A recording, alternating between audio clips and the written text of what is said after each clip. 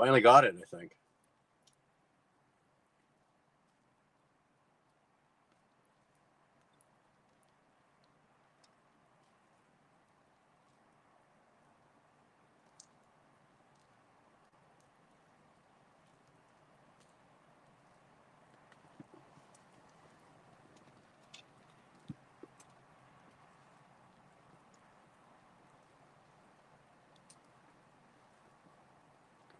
No, we're still missing a bit on that.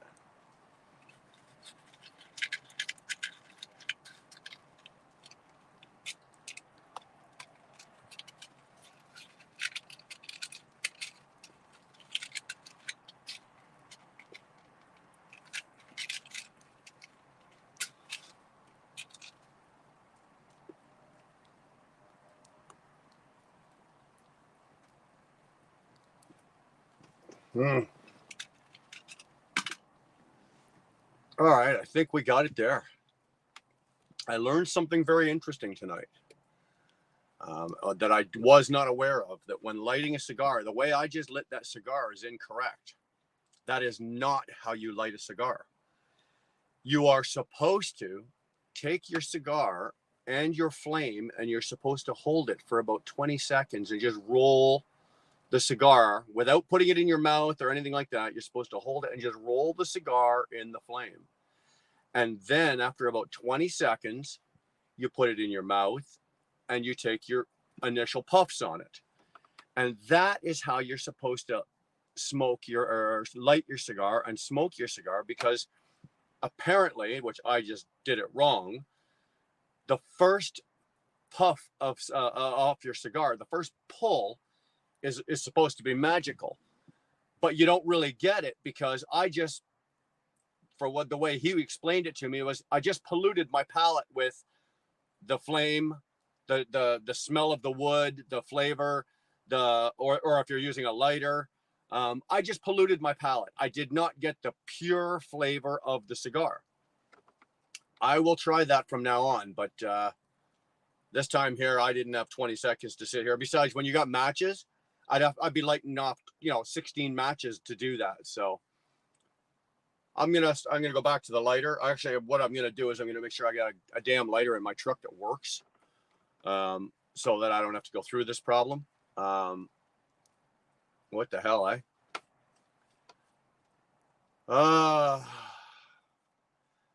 So what do we got going? Well, you know what? I got nothing.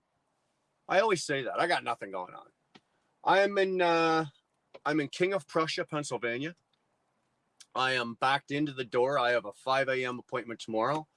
I got here about half an hour ago, so I'm all nice and comfy. I've had a quick moment to myself by the time I got here. But the crazy thing is it's 15 freaking degrees down here. It's pouring rain, but it's 15 degrees. So I don't know what that is in Fahrenheit. One of you guys Google that. But it's warm. It's warm. If I could roll my windows down, like I'm just sitting here in a t-shirt and a pair of sweats, and if I could roll my windows down, I probably would, because there's a real nice breeze blowing. Not windy, but a nice breeze. And yeah, it's quite actually. When you shave and you shave your neck, and then you start, a couple hours later you do something and you might start sweating.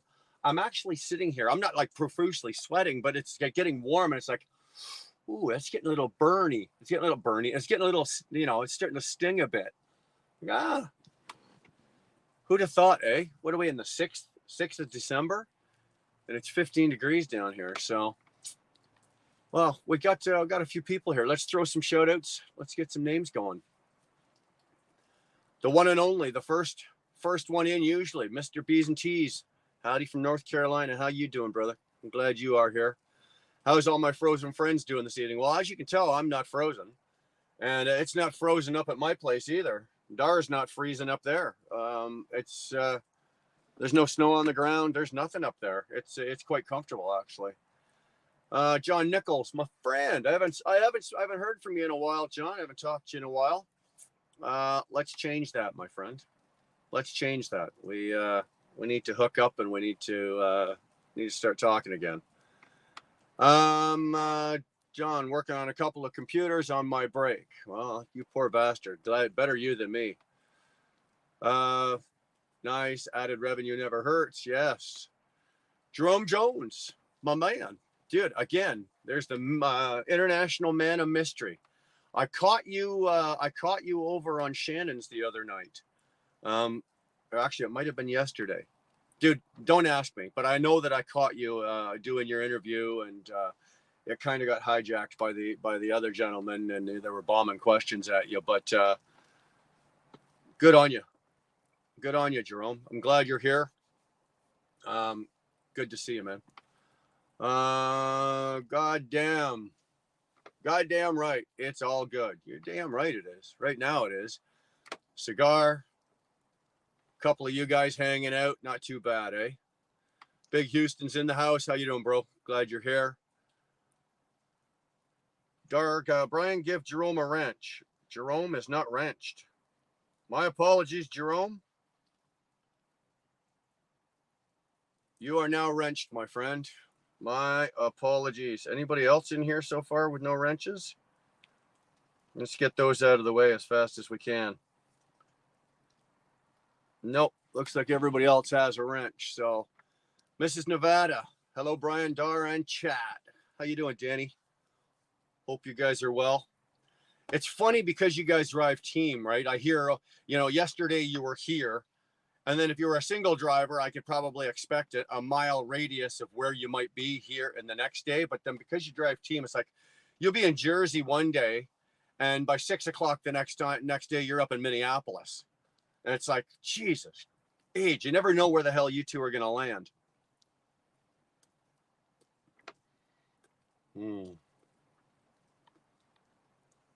T21. There's my boy. How you doing? T21's a member. Good old boy. He's got, hey, did you get that white sweatshirt yet? I know you got the gray one. I know you ordered the white one as well. Just wondering if you got it. I hope so, man. I hope it's not taking too long. Geez, man, with the chaos. I saw Chaos's comment next, so I just went with the chaos. It's like, no. With the state of the world these days, it's amazing that anybody gets anything by mail, unless you're doing it through Amazon. And I don't have an Amazon store. So, okay, Chaos, another member. Let's recognize these. Kick these out. Glad you're here, bro.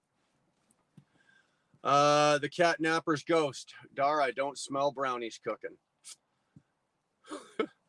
Jesus Christ. Having fun in Atlanta, Georgia traffic. Dude, I am not envying you. That sucks balls. Get the hell out of it. Get the hell out of it. Mrs. Nevada saying hi to 21. Stop at a pilot. Ain't it one of those Cobra lighters? What the hell are you talking about? Bill Freeman's here. Well, we got to wait for Chicken Talk to get here. Bill, got to wait for Chicken Hawk to get here. As soon as Chicken Hawk walks in, as soon as he sees you're in here, man, it's going to make his night. It's going to make his night. I had a really good time there. I don't know if you guys saw any of that. I was over, it was on Shannon's channel, Shannon Thomas. I was able to hook up with Chicken Hawk Sunday night down in Philadelphia, and it was a good time.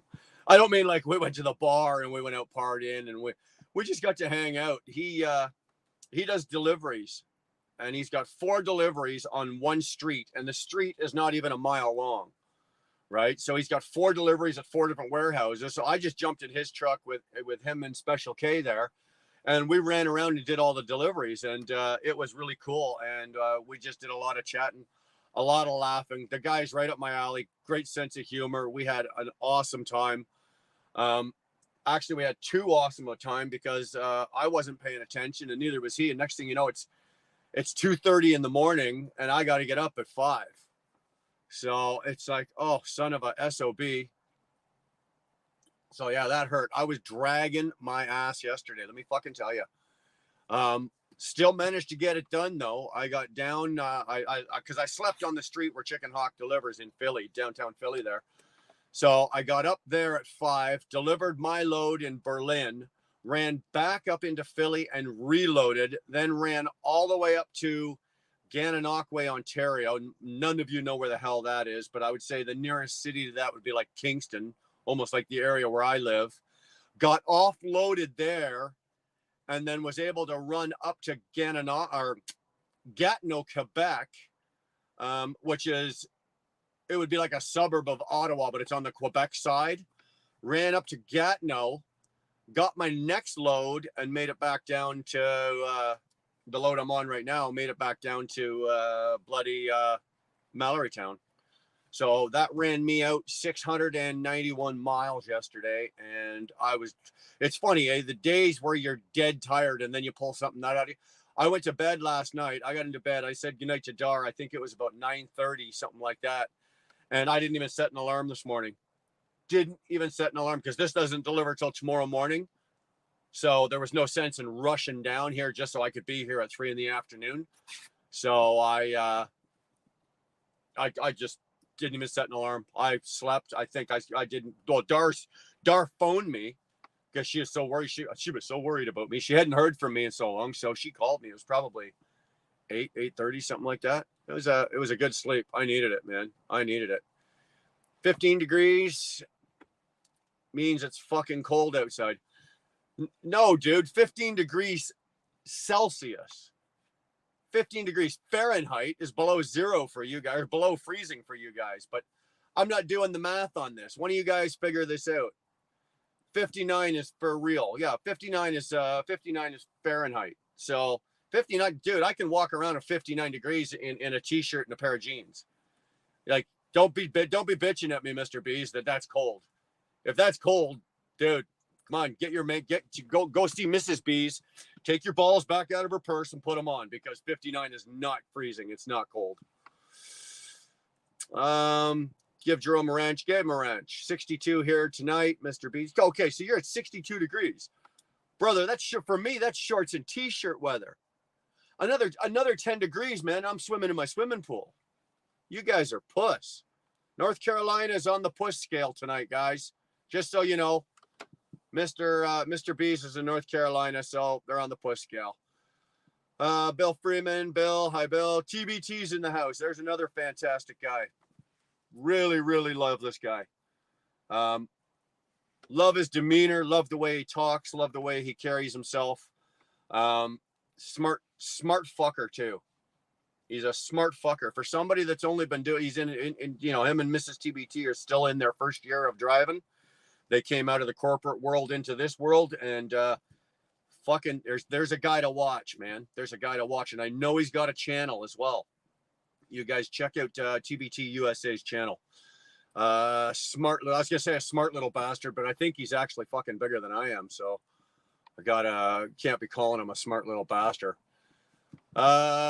Everyone, Chicken Hawk and Brian's meeting video will be tomorrow morning. Yeah, it's scheduled for release at 8 o'clock tomorrow morning.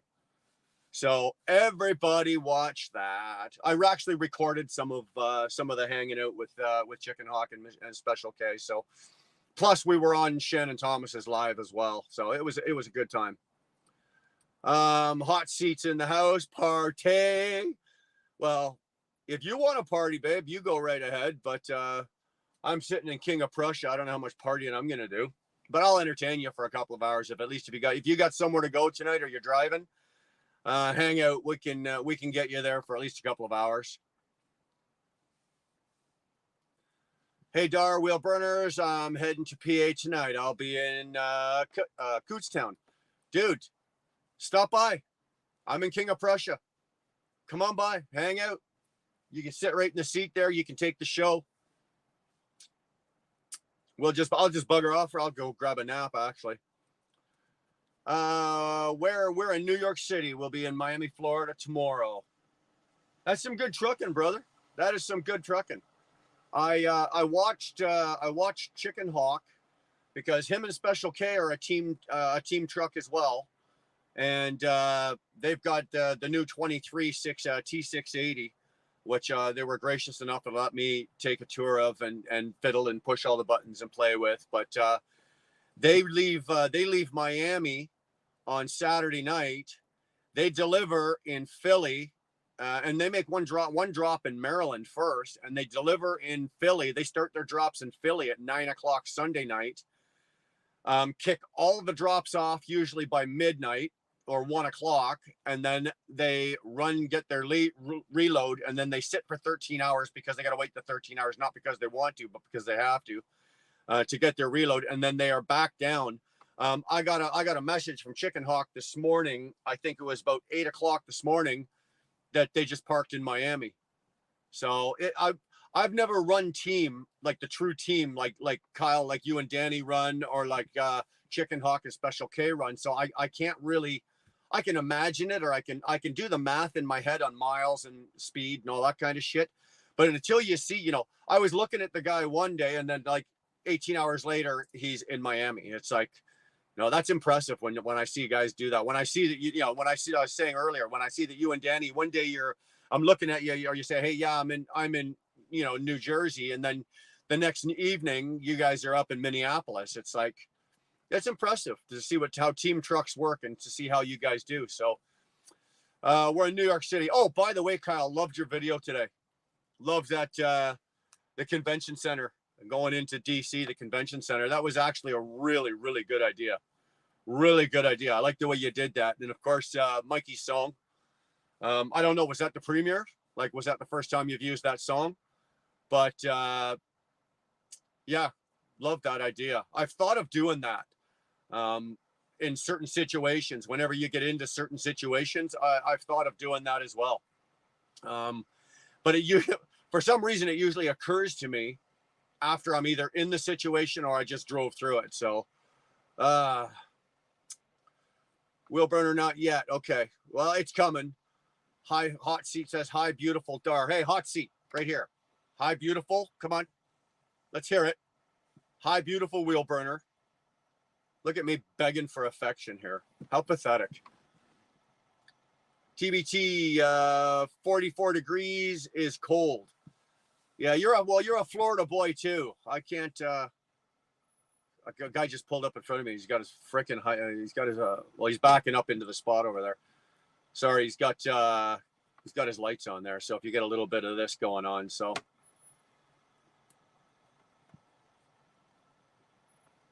44 is not cold. So give it a rest there, TBT. You're not getting my sympathy, guy. Sorry. At 44 degrees, you don't get my sympathy. 44 is not cold at all. What's up, Nevada? Everybody's saying hi. You both look like Santa Claus. Thanks, Dar. You're sleeping with Santa. So is Mrs. TBT.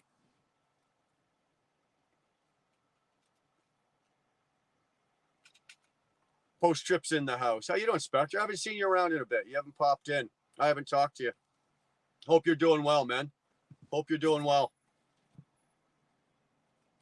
Hold on, guys.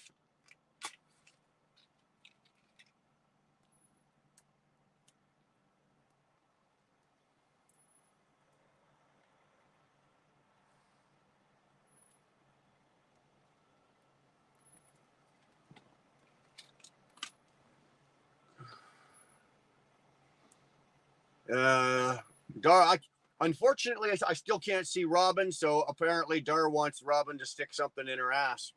I don't have a clue what the hell was going on there. I'll leave that one alone.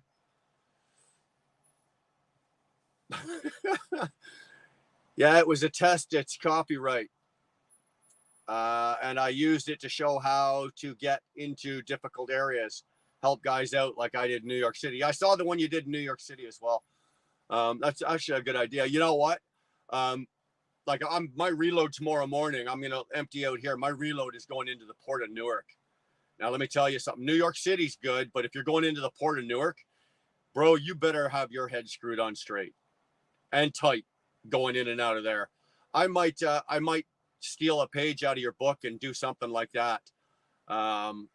And send and put that together, going into the port and getting out of the port, believe it or not, is quite easy, but getting into that port, man, you better know what the hell you're going. Post trip, that's a sexy bearded piece of man meat. Well, brother, hey, thanks. What can I say? Yeah, I do feel better. Me and Mike's working on it. Right on, bro. Yeah, I feel better. Thanks, Spectre. I appreciate that. I appreciate that. Took us 56 hours to get from California to Massachusetts. Well, you're driving backwards? Holy shit. What are you doing? Hey, the post trip. Everyone's going to start saying hi. All right. At it, girl. Thank you. Thank you. The handsome wheel burner. I didn't need the, the big sexy hunk of meat that Spectre laid out. I appreciate it. But you know what? The hot seat. Thank you very much. Thank you very much. Shorts is in the house.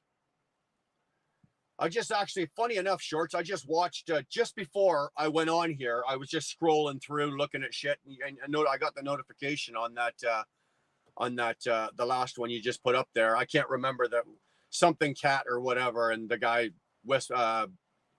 James opened it up, and the guy said the N-word. Not too cool, not too cool at all. But yeah, I just finished watching that. Sup, Spectre? Yeah, do one. I almost booked a load there. Okay, I will take care of that tomorrow morning. Now that I've got it on my radar, I'll take care of that tomorrow morning. It's like anything else. The going into that port and getting in and out of that port, it's like anything else. It's trial and error because the GPS is absolutely useless. By the time you're supposed to be in the lane you need to make the turn to get out, off, on, or whatever, you've already passed it. And the GPS starts recalculating, you've passed the next one. So it is a pain in the ass, but I will do one. All right. TBT, like I just said, I'll take care of that going into the port. Spectre's running the reefer and killing it. Yeah, well, that is an area that I am not in, and I have no chance to be in because the company I'm with doesn't run reefers. If they did, I would probably be doing it. Right now, from what who was I listening to? I think I was listening to Snorlord the other morning, and he was mentioning Spectre that you've pretty much transferred or you've converted or started to change or roll over your entire fleet of trailers. You're going all the way a reefer, are you? And if so, not that you need my my go, but yeah, I would say good call. We're all rookies and not rushing. We are rookies, Brian, and not rushing. Dude, I'm just pulling your beard. I'd pull your leg, but your beard gets in the way. So, no, I hear you, brother. I know what it's all good. Oh, damn. James Best is live again and is back in the truck. No, I don't think so. I don't think so. If James is back in the truck, things have really gone sideways in that man's life. Give your best impression. What did I miss? Give your best impression of what? I fear no man, no beast, or evil, brother. Hulk Hogan. Well, I'll be honest with you. I don't. I fear no man, no beast, or no evil.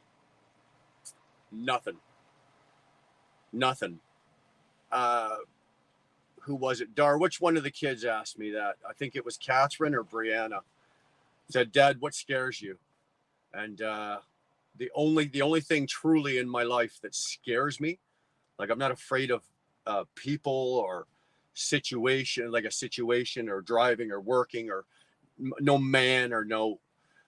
The only thing that truly scares me, and I can't say it's even a scare, it's more of a fear, is something happening to one of my children or my wife, and I'm not there to save them. That's the most horrible feeling for me as a father or as a husband. Something happening to my wife or one of my children, and I'm not there to save them or help them or protect them. That is my only fear. That is the only thing in the world that I'm afraid of. Everything else I can deal with. I've pretty much walked through just about everything else in my life. Reefer rates are hot. Port of Newark is always fun. Yeah, well, luckily for me, Spectre, I'm in there a couple times a week. This will be my second run in there this week. So, yeah, I've got my way in. It's usually the same two customers that I'm going to. So once you get off the interstates and you're in the ports themselves and you know where you're going, it's not bad. But yeah, it's not bad. Fast Eddie 53, evening wheel burner. How you doing, brother? I'm glad you are here. I'm passing the port right now. Looks busy. Dude, just hang on to the nose of your truck, man, because the container, you got to remember, I would have to say 70%, maybe even a little more, 70%, maybe 80% of the trucks going in and out of the port are container jockeys, right? They're container jockeys, car haulers, right? Because actually, right where I'm picking up tomorrow is right on the water. Obviously, I'm right in the port, and right across the next body of water is one of the areas where the car haulers come in and they offload all the cars. And it's actually really cool. I'll get some pictures of it. And hopefully there will be a car hauler in there. These things are absolutely freaking huge. These guys that are offloading the cars. So yeah, but yeah, it's container jockeys and car haulers, and then guys like me that try to get in and out as fast as you can. You don't see a lot of megas in there, and then there are a lot of skateboards in there as well. A lot of skateboards. We had hot water clips saying we had a hot water tank quit at the J. It's a fucking clusterfuck. Well, that sounds serious. If it's a fucking clusterfuck. My co-workers are fucking retarded. Fuck this stupid fucking afternoon shift. Clips, you need to find a little positivity. Something. You know what? Clips. Okay, how many comments have you left? 1, 2, 3, 4, 5, 6. Okay, asshole. You're not allowed to leave another comment until you say something positive today. Because you're just being an asshat. A mix, giving a fleet options and hopefully adding some drivers. You know what, Spectre? I'll be honest with you. If I could figure out a way, I know that I can go and work for a U.S. carrier, but unfortunately, I can't. I can work for a U.S. carrier because I worked for Mercer, so I know it can be done. But being a Canadian, I still have to go from U.S. to Canada, U.S. to Canada. It doesn't matter that I would like when I was with Mercer, I had Illinois plates on the truck, right? It was Illinois plated. It didn't matter that the truck was Illinois plated because the ownership is an Ontario, Canada ownership, and I'm a Canadian citizen. I still have to go back and forth. If there was a way that I could find a loophole, and I'm not marrying an American, if there was a way that I could find a loophole that I could drive for, say, you know, like for example, just say you put my truck on your fleet and with a trailer, and I could. We call it interlining, right? So if I could go state to state and didn't have to go back up to Canada, I would literally come down there, drive for you, run 6 weeks back and forth, and then take a load back up home, stay home for 8-10 days, and then come back down, grab a load out of Toronto, Montreal, Ottawa, come back down, you know, do another 6 weeks of just running the US. But there's no way to fucking do it right now. There's no way to do it right now. And like I said, I'd have to. Curtis, yeah, there you go. Quit crying and be grateful for the job that you have a job. There you go. Thank you, Dar. Dar just took care of that for me.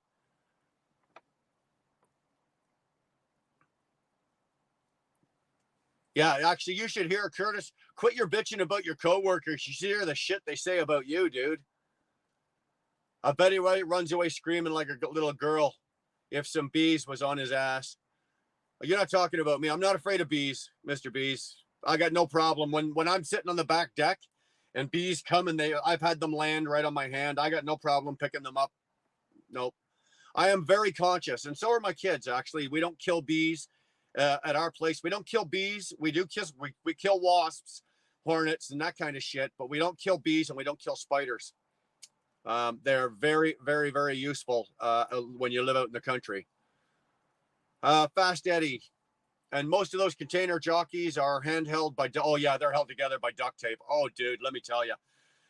You know, the newest truck most of them are driving are like an old Columbia, you know, an old Columbia. Or there's a lot of beat to crap FLDs. Yeah, they really do tear it up down there. Craig Hall, you haul, I haul cars into there. So you know the area I'm talking about then, Craig, right? Where you guys drop your cars, where you guys are all doing all your deliveries. I'm loading tomorrow, right across that water. If you look right across that water, There's a building. Now I'm not going to tell you the name because it's kind of a secret. It's the building actually isn't even marked.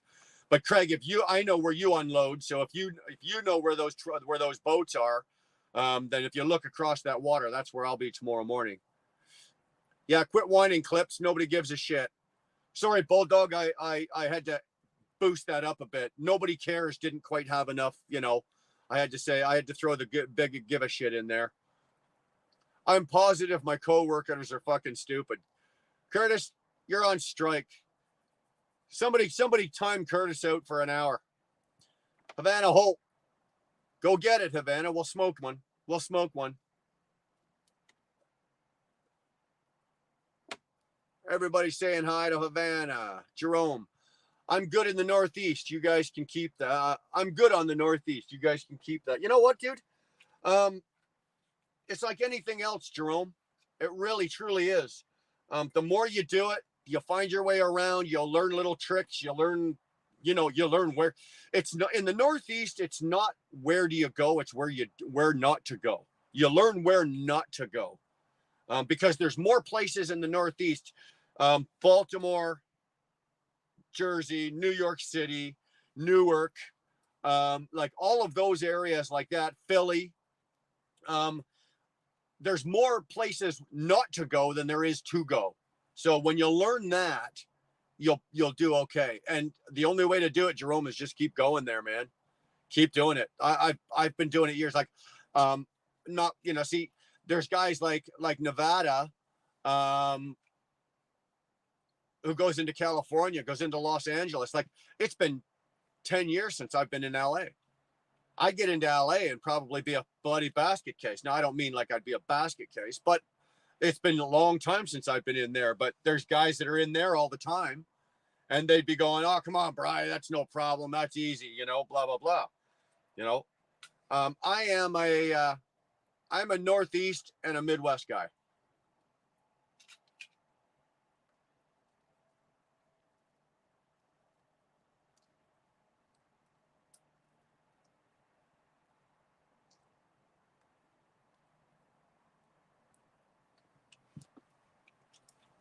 Yeah, I'm a Northeast and a Southeast. I run the whole coast down. I guess I haven't been down to Florida in a while, but right down into South Carolina, right, Myrtle Beach. So I got all of that all the way out. Usually, I'd say you get out Montana. I haven't been out in Montana in a while either, though. Let's say Iowa, Nebraska, like that area there, and all south there. I don't get out on the West Coast very much. I wish I did. I wish I got out there a lot more. But I have not. I have not been out to the West Coast in a long time, including in Canada. I haven't been out there in Canada either.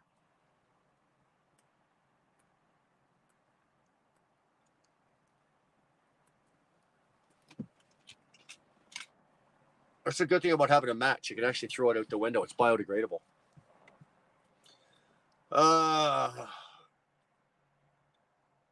Bill Freeman saying hi, Havana. What would you do different than them, Clips? Oh God, Shorts commit suicide. Save a hashtag save a Russian and get married.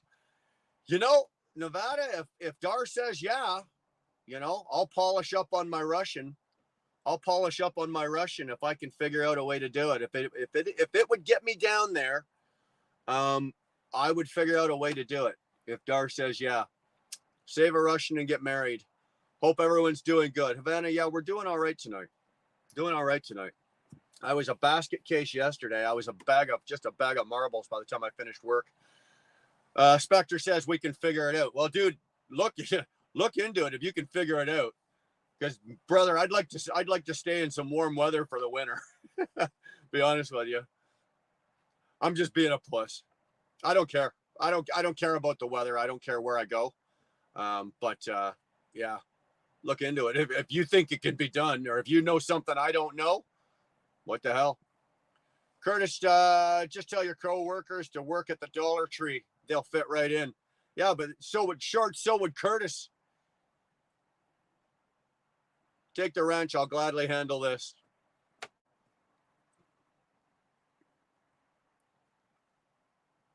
That's fine. I'm going back to work anyway. Well, you're going back into work tonight? You're going to work a midnight shift? Nah, fuck that, Nevada. Let's just all block him so his chat is completely empty. Well, it might. His chat will be completely empty. It goes right along with his head. Fast Eddie, you won't be too far from me. Leaving out of Perth. Sorry, I got a glare. Amboy in the morning, New Jersey. Right on, bro.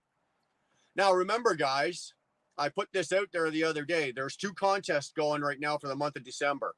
Right, one of them is open to everybody, and everybody and anybody. If you can spot me, sorry, Fast Eddie needs a wrench.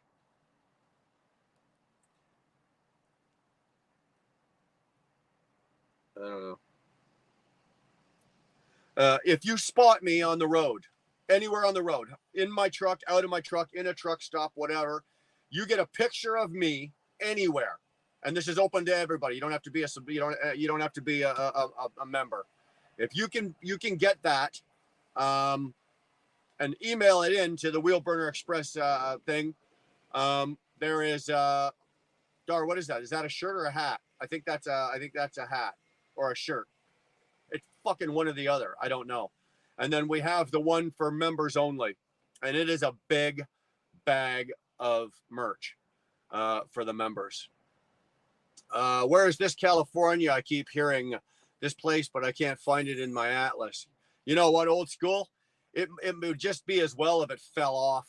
Tell you the truth, fell right off the side of the earth. Who did I not wrench, Nevada? Nevada Trucking and Trails, you're passing through New Jersey. Yeah, well, dude, yeah, he'll be going through New Jersey tonight if he's going to be in Florida tomorrow.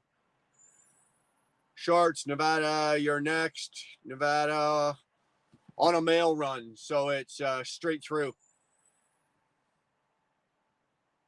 I never thought to ask, if you're on a mail run, those mail runs, you're not exempt from anything. You're not like E-log exempt. You're not hours exempt. Mail runs are just mail runs, right? They just expect you to get them there fast. Trying to get Nevada under a reefer, it would change his life. I agree. I agree. The only thing I think with Nevada being a team truck, putting them under a reefer is I don't think they'd have any issues with the delivery. They could make any appointment time, because a lot of at least in Canada, a lot of the refrigerated warehouses run 24/7. So you could end up with an appointment time at 2 a.m. or 11 o'clock at night, or so they're always all over the goddamn place. And being a team truck, they should not have an issue with that. It's a lot of the waiting game. I always found that when I ran reefer years and years ago, we did a lot more waiting around at the terminals, at the food terminals, than the van guys did. That might hurt a team truck a little more. Dar says I can get married and she can do all the housework. Okay, that opens up a whole lot of possibilities, but Dar, make sure she drive truck long time. Oh wow, working until Clips is working until now. So the guy's Clips is still at work. Yeah, that's a good employee, eh? He's playing on YouTube on the company dime. Spectre, my owner advised against it. I've decided to start taking his advice. Well, hey, you know what? If your owner, well, actually, Kyle, your owner's been pretty good to you, from what I understand. I would listen to him. Ladies and gentlemen, ladies and gents, evening from the Flying J 223 on 80 West. How we doing, Britt? Glad you're here. Glad well, if you're parked, you're safe. Glad to see it. Glad to hear it. Shannon Thomas, good evening, everyone. Shannon, how are you? Let me tell you, Chicken Hawk was a blast. Okay, Shannon, tomorrow morning, I actually made some video of it. So tomorrow morning, we're 8 o'clock tomorrow morning is really Dar's got it scheduled for release for the video of Chicken Hawk.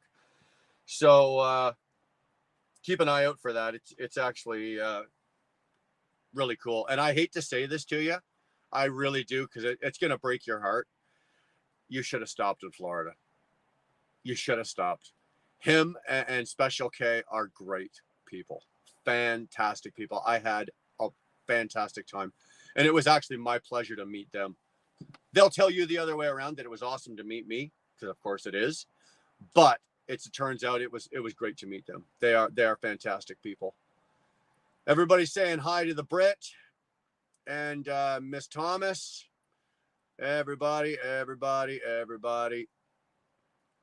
Shannon's giving some love to Dar.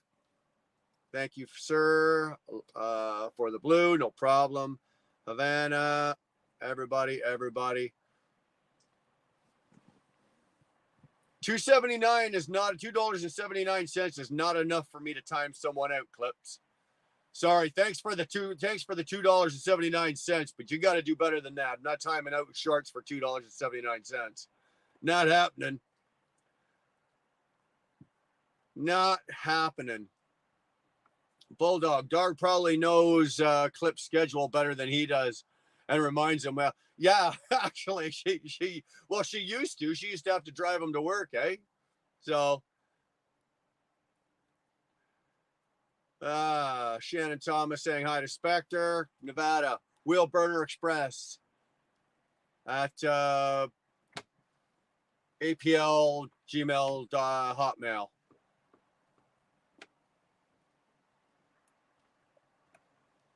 I don't know what I'm supposed to do with that, but I'll screenshot that. Yeah. I can't wait till he has a wrench, Clips. Everyone's saying hi to Shannon. You notice what I did tonight, eh? Actually, I didn't do it. Dar did it. She slowed your comments down. You guys can put your comments in, but they slow down. You can only put one comment in every 3 seconds. Otherwise, I know I'm behind, but I wouldn't even be close to. Golden Aladdin, what do you say, Rick? How the hell are you? What up, bud? I am, brother, I'm down in King of Prussia, Pennsylvania.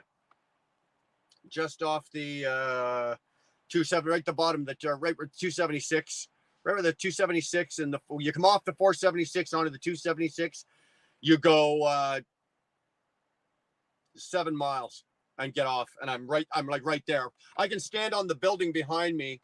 If I stood on the building, I can see the 276 from right there. So I'm right there. Fast Eddie, Havana, Shannon, everyone, Clips, Dara. Actually, Dara Wheel Burner account can time out. Doesn't matter about the wrench. Yeah, I can time out anybody I want to. Bill Freeman, blah, blah, blah. You guys, Jesus Christ, correct. Post Trip says correct. Bulldog, I know my schedule at the Flying J. OTGB. Yeah, it's a whole another learning curve. My angle would be multi-stop picks with one delivery.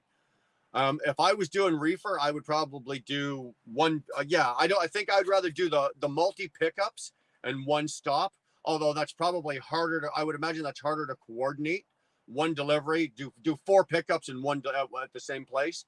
It's probably easier to load at one place and have 4 or 5 drops. I know Fate Trucking is doing really well with that right now. He's running out of the east. He's running out of off the East Coast, and he's doing multi drops back out to Minnesota where he lives. I know he's doing really well with that. Some have tried, many have failed. He said he said if he had direct customers, it would be different. Yeah. Well, yeah, if you've got direct customers, then everything's a lot different. Tonight's dinner. Oh my God. I don't know if I want to read this. I'm gonna fucking gag. I know it. Tonight's dinner, artichoke and cheese stuffed mushrooms. Nope. Half fresh avocado. Hell nope. Baby spring mixed lettuce. I'd put that on a hamburger. Wild caught salmon fillet. Oh God, no. Cucumber, onion, olives, and feta cheese, tomato, and lettuce. Next. Uncomfortable wife. Evening all. How you doing, Sandra? No, Havana, it doesn't sound delicious. I'd rather chew the end off this cigar and eat it and swallow it than eat any of that. Not a chance in hell.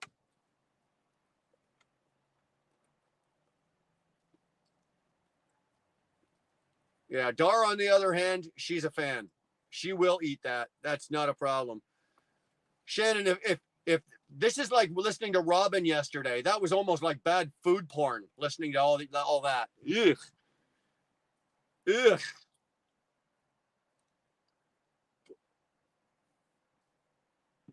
What kind of video? What are you talking about, John? What kind of video? What kind of video am I going to make? I'm going to make a video going into the port of Newark tomorrow, going into Jersey.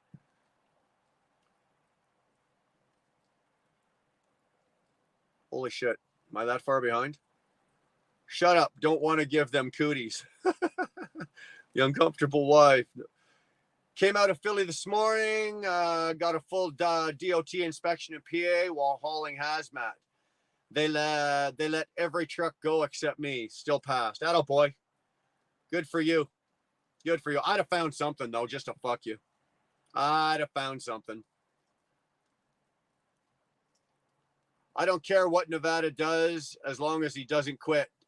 The young man has potential and the desire, and that's key. You know what? I agree.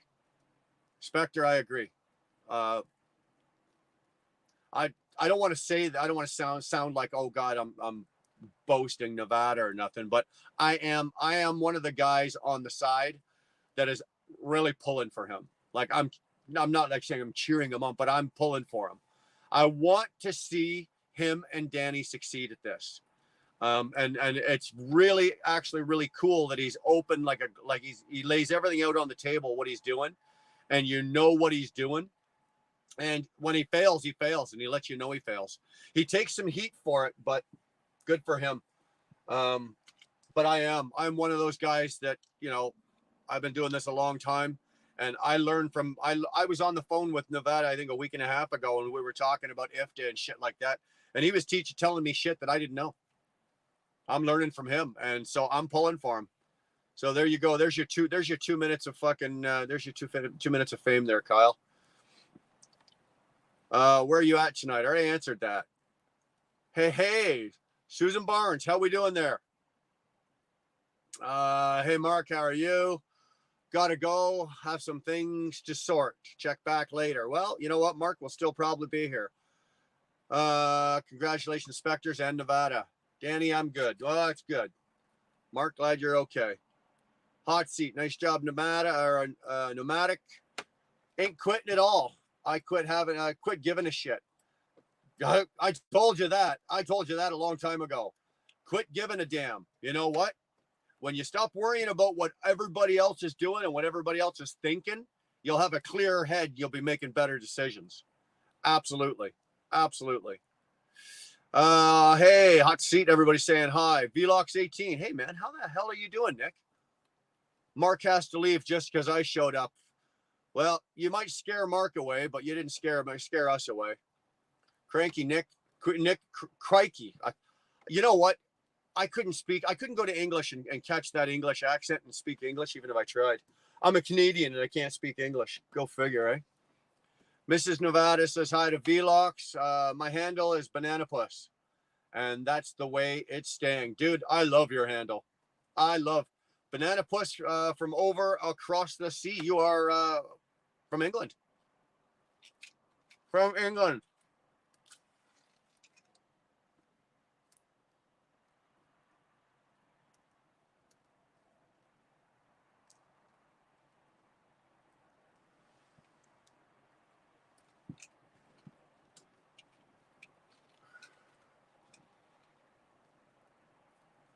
Nothing worse than heading in for a much awaited shower and they're closed for the renovations.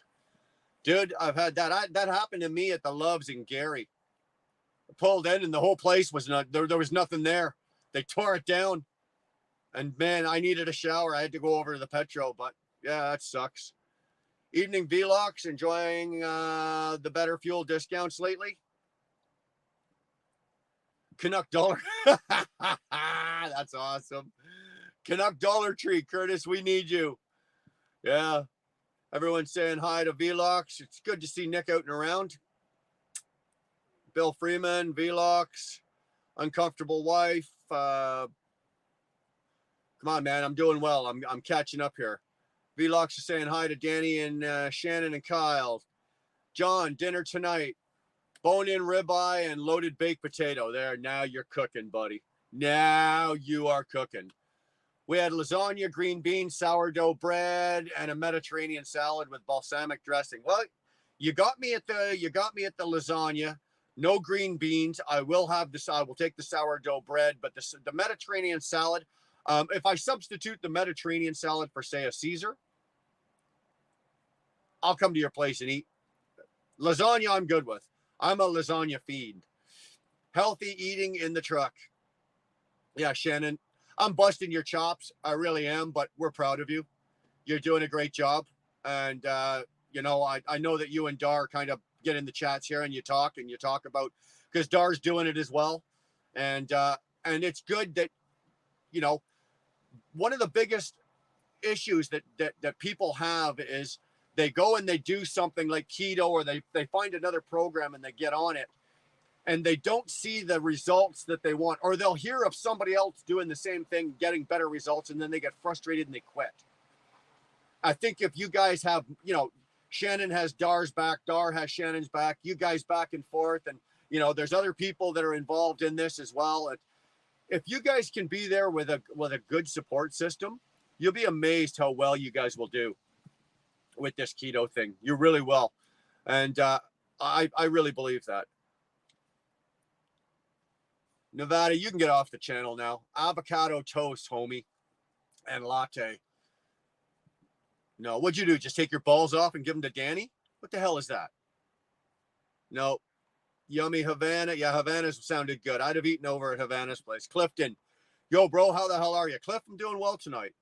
I've got a cigar that's actually, it's a really slow burner and it keeps going out on me. They don't usually go out this fast, but mind you, I'm doing a lot of talking and not a lot of puffing. So Shorts is puking, probably puking at avocado toast and a latte.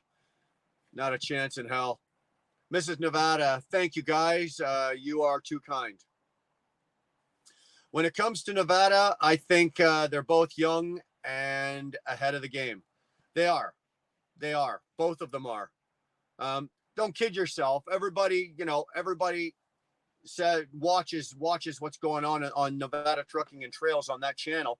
And they do see mostly Kyle, but Danny is an intricate part of this. Mrs. Nevada is an intricate part of this. This is a team truck, and she pulls her weight and she does as much as he does. And, it is a team effort over there. And it's a learning curve. Both of them are doing it. Yeah, I agree, Shannon. Danny and Kyle will survive. They will survive. I had mostly salad and a small serving of lasagna. I'm back on a health kick. We'll see how long this one lasts. Well, that's what I'm talking about, Havana, right? But if you guys can all kind of blend together or band together, and that's be your own support system. Too many people quit because they just, they don't have enough support. They don't. It's the same with a diet or a food program or anything like that. It's the same in anything in life. Find people that are doing the same thing as you, and you offer them support, they offer you support. You go a lot farther. 10 people thinking about something is a lot better than one person trying to figure it out, right? Thanks for the compliment, Oxy.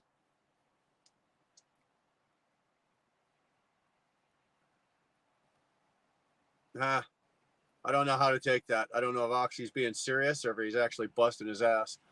Greg, Wheel Burners, hey, Brian, I found my glass and I'm filling half full and keeping it there. Atta boy.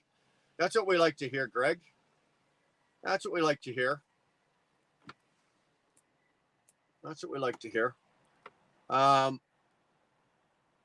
Okay, Dar's taking care of Oxy.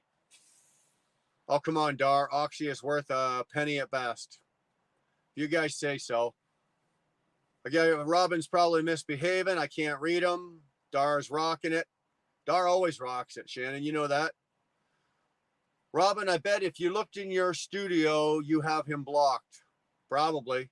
Shorts, Oxyman, have you ever run one of them DNA tests? You're sure your mom ain't your dad's cousin? Come on, guys. Let's be nice.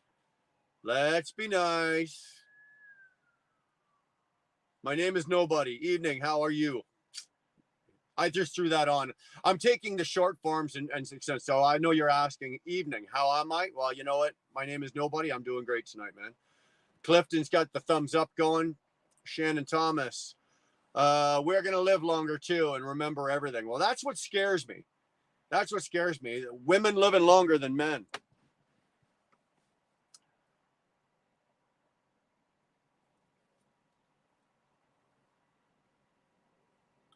Oxy, take a break.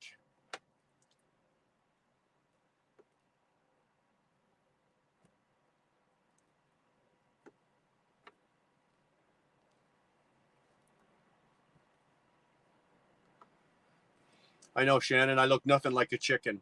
Well, that all depends on who you ask there, Kyle. I'm a Capricorn. We're always climbing the mountain to get shit done. The support is nice, though. You know what? Nobody, you look at anybody that's ever climbed a mountain, very, very, very few of them have ever got to the top by themselves. In this business, I'm not where I am because I did this by myself. Spectre's not where he is because he did this by himself. SoCal didn't do this by himself. Best by himself. Although if you ask him, he'll tell you he did. Everybody that's anybody that's made, I guess, has been somewhat successful. I'm not going to say has made a success of themselves, but has been somewhat successful. You didn't do this by yourself. And if you're going to sit in the chats or you're going to come on here and say, yeah, you did, I call bullshit on it. I've been doing this fucking long enough. I call bullshit.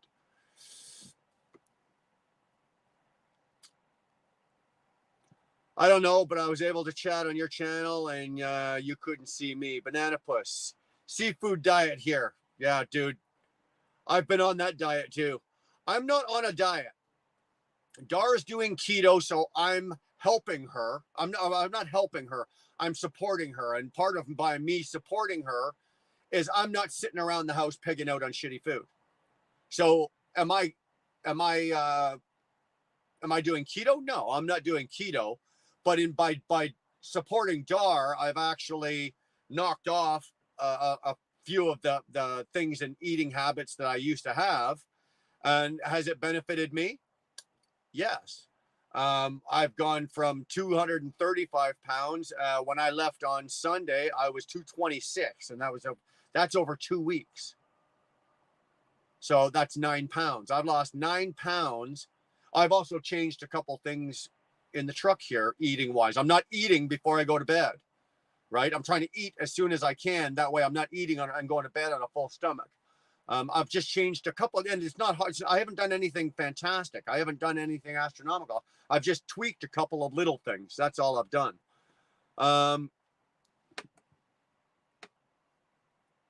Oxy, how?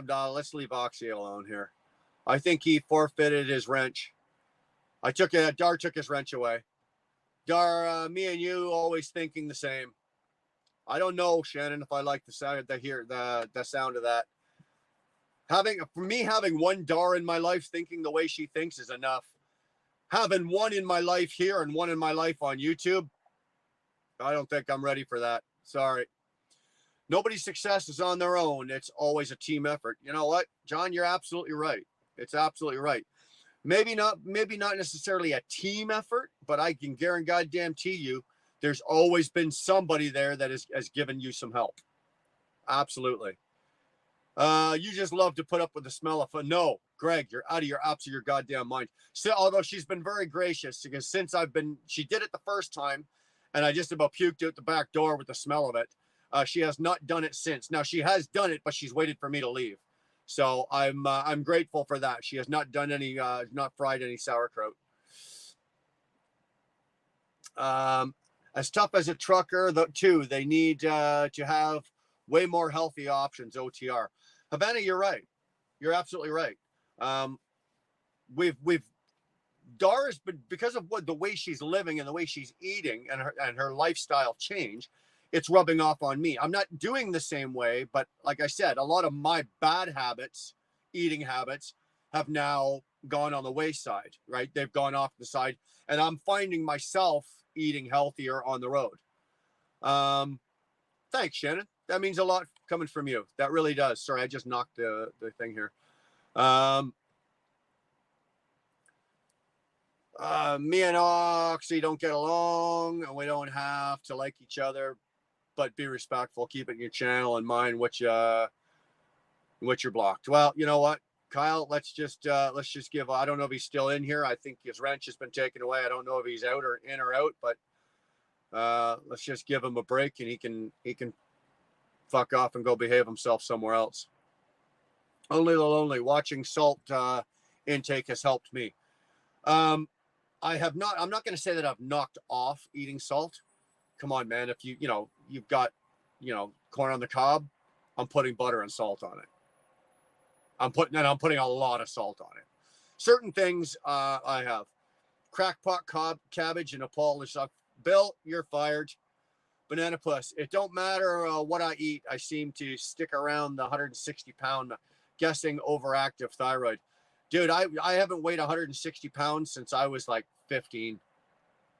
At 18 years old, I was weighed in. I was about 195, and I carried 195, between 195 and 205. I carried that right into my 30s, late 30s. I carried that weight, and then for some reason, get a little older, and the pounds started to pack. Banana. Meanwhile, he vapes in our bathroom and bedroom and in my car. This is, you know what? You did that. The last live we had, I had to crawl out from under the bus you threw me under. So, take it easy tonight, please. Good point, Nevada. Absolutely. So true. Only the lonely. That often helps. I believe in reducing salt. I do not put salt on French fries if I get any French fries anymore.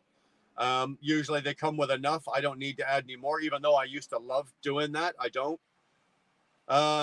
Banana Push, same. I have hypothyroidism, right, and it's challenging. I have to take supplements. I'm assuming that's for your salt, right? There you go, Josh. Thank you very much. You guys go hit that like button, please. Ronald, due to the climate change agenda and new Green Deal, the powers that be are going to force a 4-day work week, no work on Sunday. I have not heard that. Ronald, where is that? That must be Europe. I've not heard of that here. There's Stanley. I just thinking about you. Don't know why. I think Stanley's not here yet. Now Stanley's here. Banana Puss. Havana Holt. I knew the word. It was on the tip of my tongue, but I don't bother with the sups. John Nichols. For me, the biggest change came with adjusting the amount I eat and doing DDP's yoga. I went from 489 to 265 in under a year. Holy shitballs. You know what's interesting, John, is I have watched a lot. I know what DDP's yoga is, Diamond Dallas Page. I know that he's a retired wrestler, and I have seen all of the people that he has helped. And I don't mean just the celebrities. He's done a whole lot of good with his yoga program for a lot of people. I've never tried it. I'm not probably not gonna try it, but I know that if you ask around in that kind of industry, there's not a single person that has anything bad to say about him. I take iodine and selenium for it. It's helped out. Sparky, you are building your business for yourself, but not by yourself. Perfectly well said. Absolutely well said. Couldn't have said that better. You know what? I was thinking it and you were just reading my mind, Sparky. That's what that was. Well said. Absolutely true. Absolutely true. You're not building your business for yourself. You are building your business for yourself, but not by yourself. Absolutely. I would do anything to weigh over 100 pounds. Oh, Jesus. Danny, you're breaking my heart.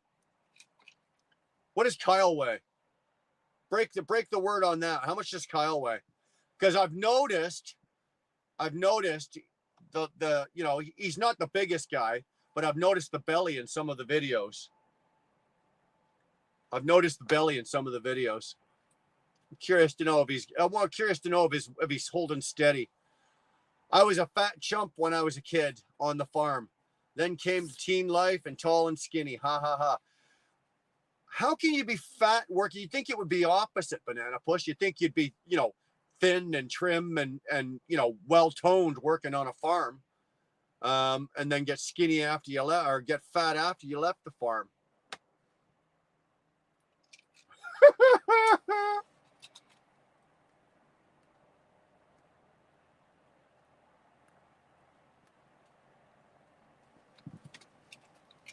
It just caught my eye. Yes, Danny. And you are short too. Dar says yes. Nevada says, lay down, babe. I can add some weight. Now, the comments, I'm probably about 7 minutes behind on the comments. So are you guys done? Or do you need me to give you guys a few more minutes? Mrs. Nevada, I'm 5'2". Jesus Christ. You're a China doll. You are a China doll. Been around 196 my whole life. In the last year, I'm running 225 on a pants size. Fat kid in a little coat. I'm just dropping it. I'm not trying to get down. My doctors and the back specialist, and they'd like to see me back down around 200. Because of my back issues and my ailments. They want the weight to come off the gut, which will alleviate some of the work my back is doing and some of the problems. But I don't know if I could ever see 200 pounds again. You'd probably crush her, Nevada. Well, that's between them. She's used to it. Love cemented. Love it, Nevada. Profane truth.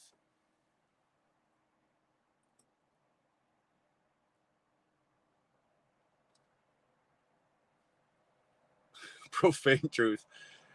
Do you consecrate, bless, or just marinate them shitballs in holy water to make holy shitballs? Dude, that's ancient Chinese secret. And I could tell you, but then I'd have to kill you. So I'm not going to tell you. That program is amazing. You're talking about the DDP program, eh? Clifton, but I'm 6'4". Well, Cliff, I'm not far off. I'm 6'2". 6'2", 225, 226.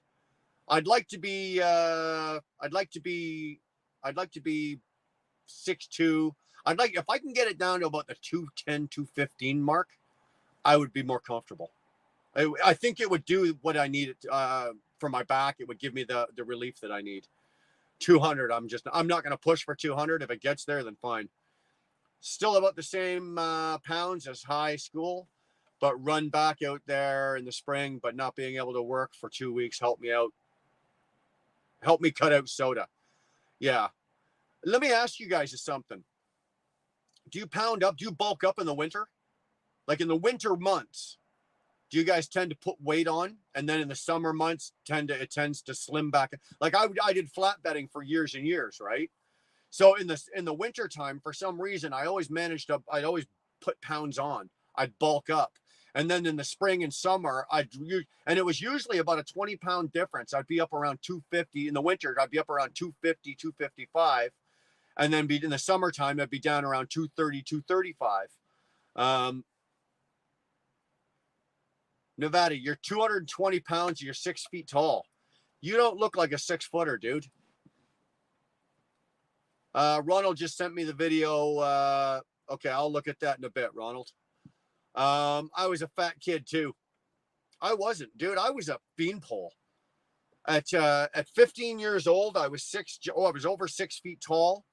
And if I stood sideways and stuck out my tongue, I looked like a zipper. I was an absolute beanpole. It wasn't until I got like 15, 16. 15, I was slim. And then by 16, 17, it was almost like, you know, you're in school and you see somebody at the end of the school year and then they come back at the beginning of the next year and you're going, holy shit, that was me.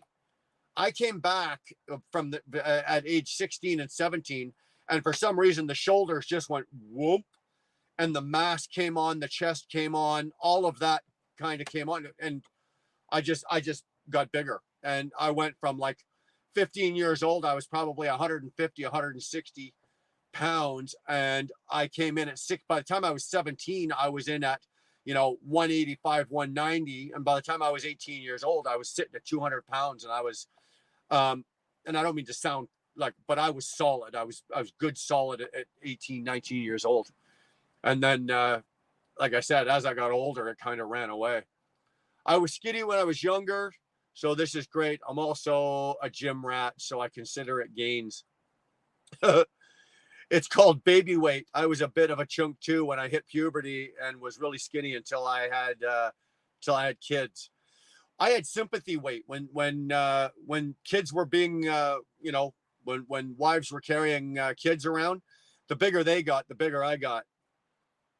Shanna, that's why I profusely express my love, thankfulness, and respect for all of you in my channel.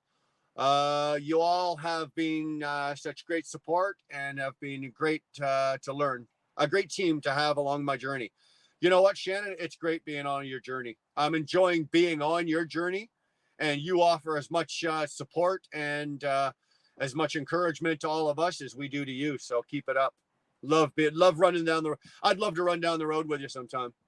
I'm still holding holding the bag, Brian. We're on our third break. I'm Lady Boomer. I'm 5'2", 130 pounds. God, you're a tiny thing too. 5'2". Jesus Christ. 5'2" is tiny. I'm a foot taller than you. And almost 100 pounds heavier. Jesus.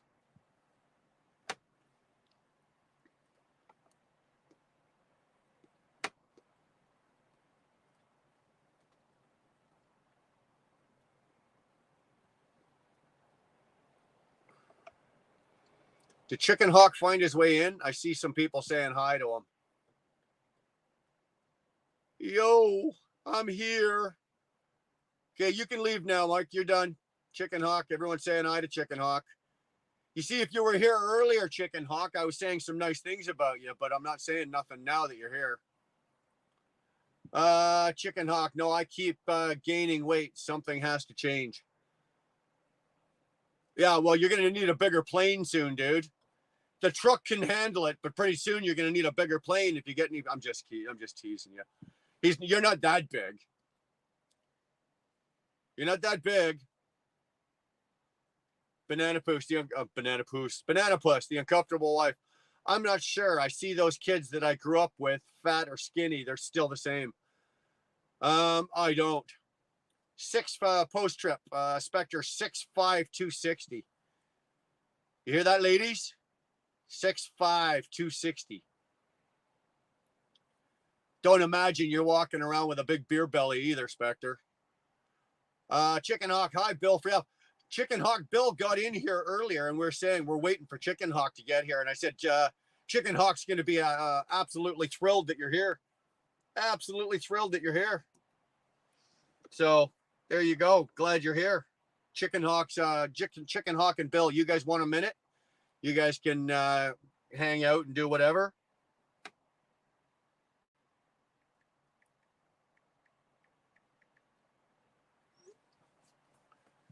Dar, I made a video today, Chicken Hawk, of you and Brian. Look for it in the morning. Yeah, 8 o'clock tomorrow morning, Chicken Hawk. You're gonna be a star. You're gonna be a star. You already know what the video is about because you were in it, for Christ's sake. So I hear you, Clifton Carr. Uncomfortable wife. I have always been a fat Ukrainian girl. You know what? Nothing wrong with a large lady, baby. Nothing wrong with a large lady. I have no qualms with a large woman. I was a stick. Dar was a stick until she had kids. Yeah, I will attest to that. Your biggest problem is sitting all day.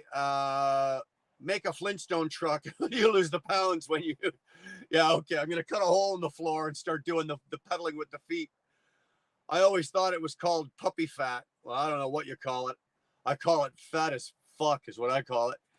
Yeah, in my teens, I could hide it behind the stop sign, 160 at 6 feet. It's funny. In my teens, I could eat anything. I could drink anything. I could do whatever. Now, I look at a fucking muffin and my ass gets bigger. My ass gets bigger. So, Shannon, nothing but love from Nevadas. We support you. Yeah. 260 is where I have hovered since military. Biggest I've been is 280 in the military.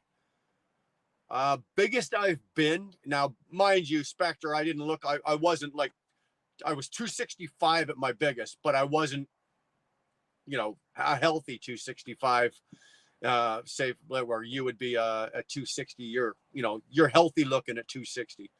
Right now I'm at 226 and I'm actually looking a lot healthier.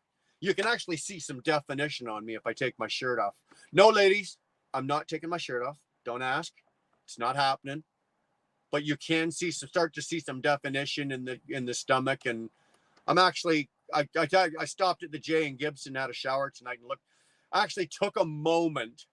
Well, you have no choice. To walk into the shower, you got to walk by the mirror. So, when you walk by and you're naked, you still got to look, right? So, yeah, your husband has sympathy weight. That's what you call it, right? Dar, I don't need my levels checked. I just need to get my shit together and stop eating, drinking, and do some exercise. Well, that Chicken Hawk, that would probably do us all some good. Funny, eh? Now, Shannon's gone from calling you Chickie, right? She went from calling you Chickie. Now she's calling you Chickums. Sounds like a love story. Keep up the great work, Shannon. We love you too. Chicken Hawk, good video on KW. Good catch. Fix yourself. Save the headache. Yeah. Shannon Tuckett. Holy shit. What is wrong with me? Shannon Thomas. Praise God for Spectre. Yeah. You're blushing while you're saying that, Shannon. You know damn well you are. You're blushing like crazy while you're saying that. I was looking for Bill Freeman on Saturday's live. Yeah, Bill didn't stop in, but he found his way here tonight. I was a dick until I had kids.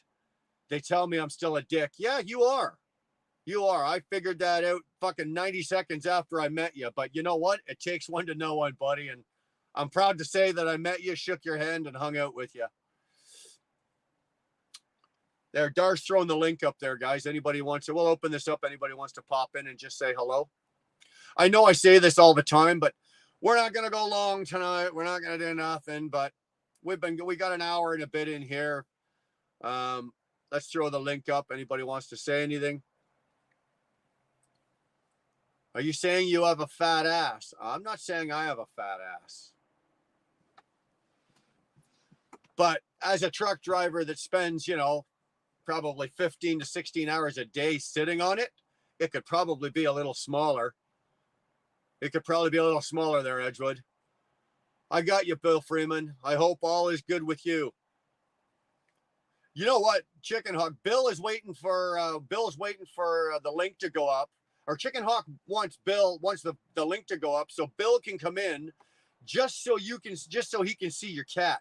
Don't kid yourself, Bill. Chicken Hawk's not interested in you. He wants to see your cat. He's more interested in your kitty than anything else. Come on, man. No, I call bullshit, Shannon.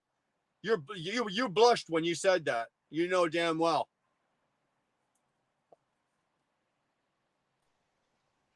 Hey, Will Bunner. There's the boy. How you doing tonight, brother? I'm driving like I always am when you're on. Dude, what do you run mostly nights? Are you an overnight runner or do you Oh, hell no. Drive during hell the day? no. I start my day at like 9 o'clock. So I run the day into the night.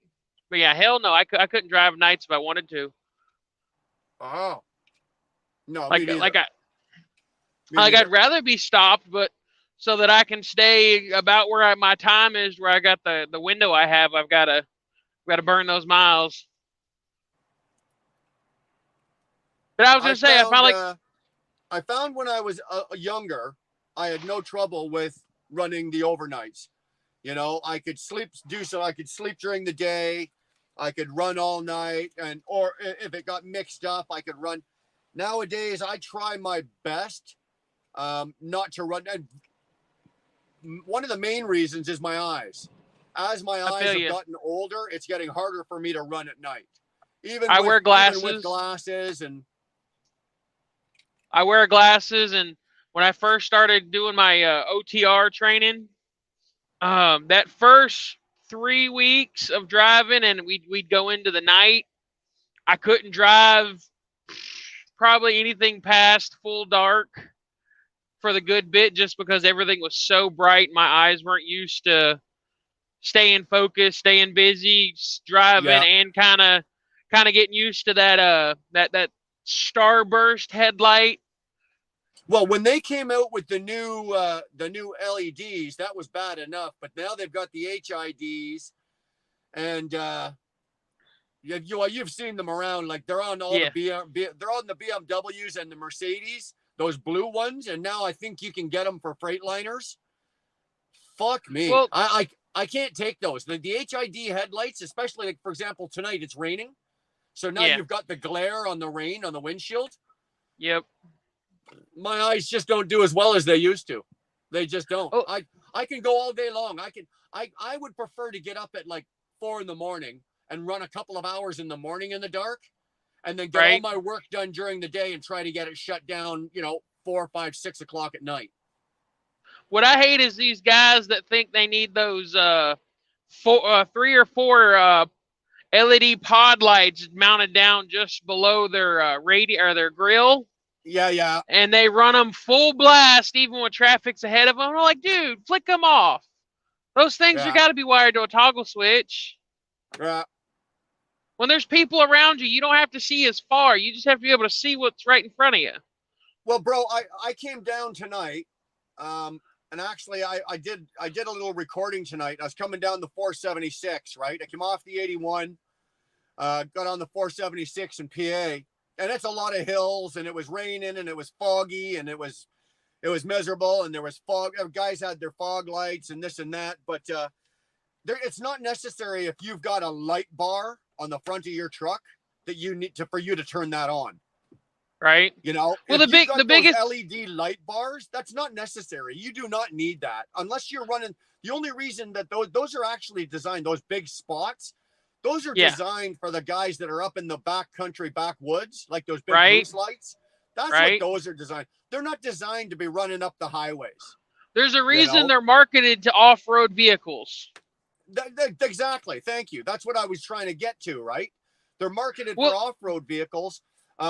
My buddy Jer, he had them on his binder. He had the big moose bumper on the front, but he used to run all of like Northern Ontario, Northern Quebec. He was way, way, way up north, up in the bush, and he was on a lot of roads where there's no cars, right? There's no other traffic. You could be on that road for, 2.5 hours and see one car. So that's where, and there's a lot of wildlife. So yeah, that's where you throw those spotlights on, but you don't need that going up to 476 for Christ's sake. The biggest issue with all these lights when people change out their bulbs to LEDs and whatnot is they don't readjust them. With a different light, with a higher higher wattage, it changes that center point that you have to go in and readjust your headlight down. Like all these fuckboy wannabe thugs that drive around in their lifted trucks. Yeah, yeah. And they don't readjust their headlights after they do their lift. Yeah. So it's still the same. It's still that dead center 1,000-yard range, but now it's 3 feet higher. Yeah, I hear you. Well, it's hold on, beard hair. It's the same thing with those guys that put the spots on the front of their moose bumpers, right? Because they're usually at a different level than their headlights anyway. Right? They're usually designed to be pointed downward from from an elevated.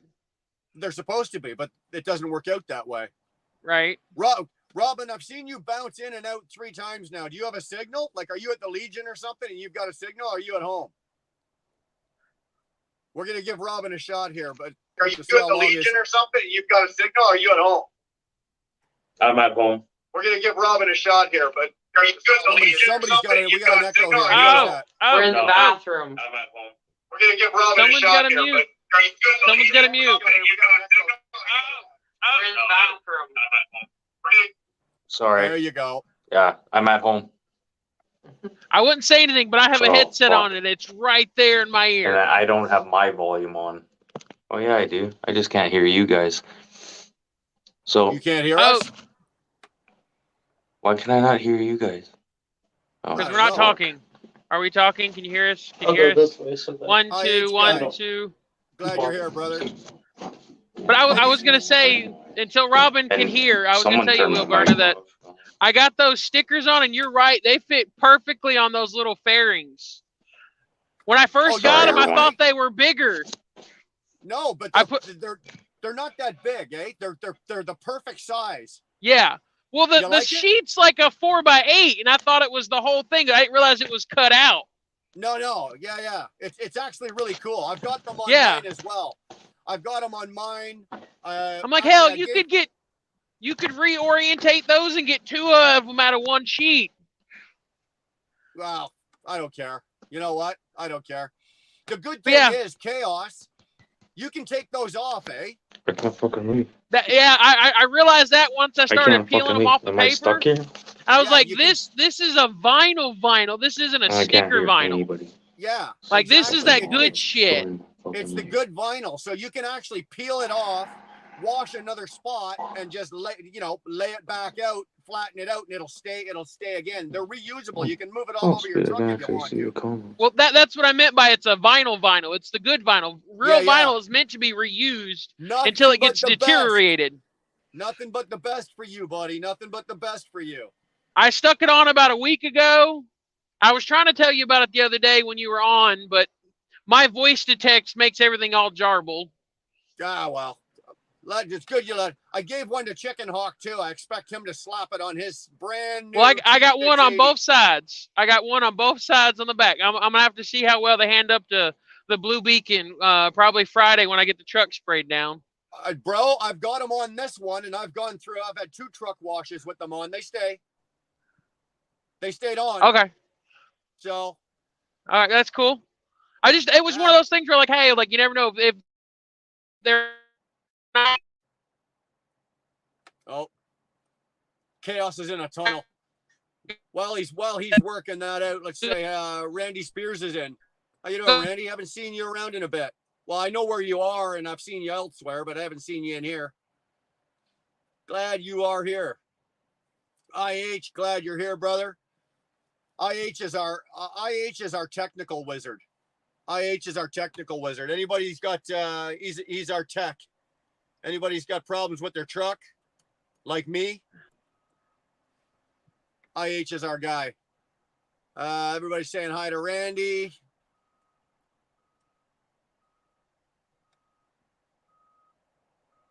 Organized is gone. I'm still here. 690, how Can you not you? hear me? I'm pretty bad. I can hear you. I turned my camera off. Oh, okay. Yeah. we're looking at your Sometimes it pickup helps truck. with Interesting. sometimes it helps with the signal. Wow, we can hear you better. We can hear you better. Yeah, that's what I figured. I'm going through that hilly mountain valley area in Illinois going south on 57. Yeah. You're lucky actually you have a signal at all.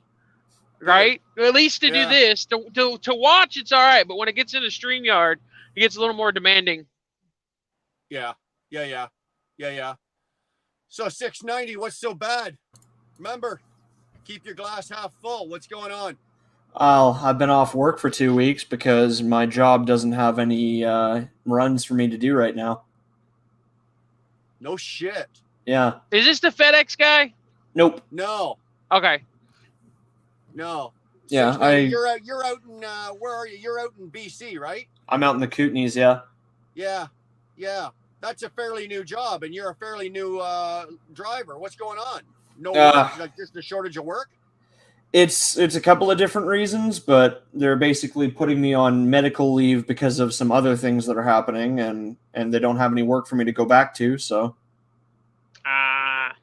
So what are you gonna? Maybe you're gonna look around. You're gonna look for something else, or are you gonna ride this out? I've been looking around. I do not want to leave here. I love it out here, but Yeah. you know, I gotta realize that this might not be my best situation right now. Yeah. Dude, you know what? Unfortunately, you're gonna learn. Now you've got a bit of a twist going right now because there might be, a medical condition, but the trucking industry is one of those industries that you always have to have one eye open. Yeah. Always. Yeah. What was it called? Somebody said it to me years ago, and it's called, Brian, at all times have an exit strategy. Oh my God, yes. Have an exit strategy. So 690, I'm not giving you anything that I thought of myself. I'm just passing on something. Dude, get yourself an exit strategy. Yeah, I've been looking around with a whole bunch of different companies. I'm actually thinking of going to Arrow, which basically does the same stuff I already do, but you know, Yeah. closer to home, so might be a Is that little a easier on company? me. Yeah, it's a company. It's a big one. They haul wood chips and stuff. Same money, better money, comparable. About the same money, maybe better, but they're not going to be as lenient with getting me good work and all that. My company's been really, really good at like listening to what I want to do, which Yeah. that's not going to happen with any other company, so. Yeah. Also, you remember as well, and I hate this, but when you move from one company to the other, you start right back down at the bottom of the totem pole. Exactly. But yeah, like Right. I've put in 6 months out here, which really isn't that much, so it's hard to find other jobs. They all require 1 year minimum driving, even I though hear I've ya. got Super B, mountain, and manual under my belt. Yeah. I hear you. I wish I had Yeah. more Now you're just practice in what, a manual. How much Call of Duty have you played in the last 2 weeks then? Well, none. I've never been a Call of Duty fan, but I have been thinking about getting into a game called Counter-Strike again. That's not fun, but That CS:GO. yeah, Oh, I hate that game. it's so bad. I don't. You know what? You guys are talking fucking Chinese. I don't have a clue what the hell you're talking about. Battlefield 2044 or whatever. It's not great, but it's. I prefer Battlefield over COG. I'm sorry. Okay. I'd rather have a full size map where I can actually get that 1,000-yard range with that rifle that's actually meant for it, opposed to shooting somebody from 30 feet away because Yeah. they jumped in a circle. It's fucking fish in a thimble. Look at this. I can tell both of you are fucking under 30. Actually, Well, I am 30. Well, fuck Ooh. you, because I'm 53 and I don't know what the hell you guys are. What game? Oh, this rifle and that. Shut up. Come on, we all Well, like our guns. I'm trying to get out of the video game thing because I need to get more active. But finding places to go play with my RC is kind of hard and far between from where I live. Yeah. I quit drinking. Because like everything's like an hour and a half away, and it's like I don't want to spend 3 hours in a car for my 2 days home. Yeah, I Anybody get else feel that. me with that? Yeah. I haven't gone on any road trips. Don't get me wrong, guys. I am listening, but there's a conversation going on in the chat here. I'm just kind of following quickly here. Oh, just to that's make fine. sure. I just want to make sure that people hear me because of my signal. No, we can hear you. Don't Okay. you worry, dude. Fuck, with your voice, man, you could turn the mic off, stick your head out the window. We could fucking hear you. Don't you worry. Oh, back to what I was trying to tell you earlier. Stop in a pilot and get one of those big ass Cobra lighters. Yeah, I'm going to. Like it's literally a Cobra. You could use it as a bat. Dude, this here is a really good. I paid good money for this. This is a really good butane lighter, and every time the camera's on, it doesn't work. As soon as I turn this camera off, this thing will start. I light my cigars with this all the time. All the time. Anyway, 18 Willy Millie's in here. I just wanted to shout this guy out. I haven't seen him around. And dude, I've got my notifications on for you, and I don't know if you have you not been putting out content. I've mind you, I haven't gone and looked at your channel either, but I usually don't unless I get a notification for something. So hope you're doing good, brother. Glad you're here tonight.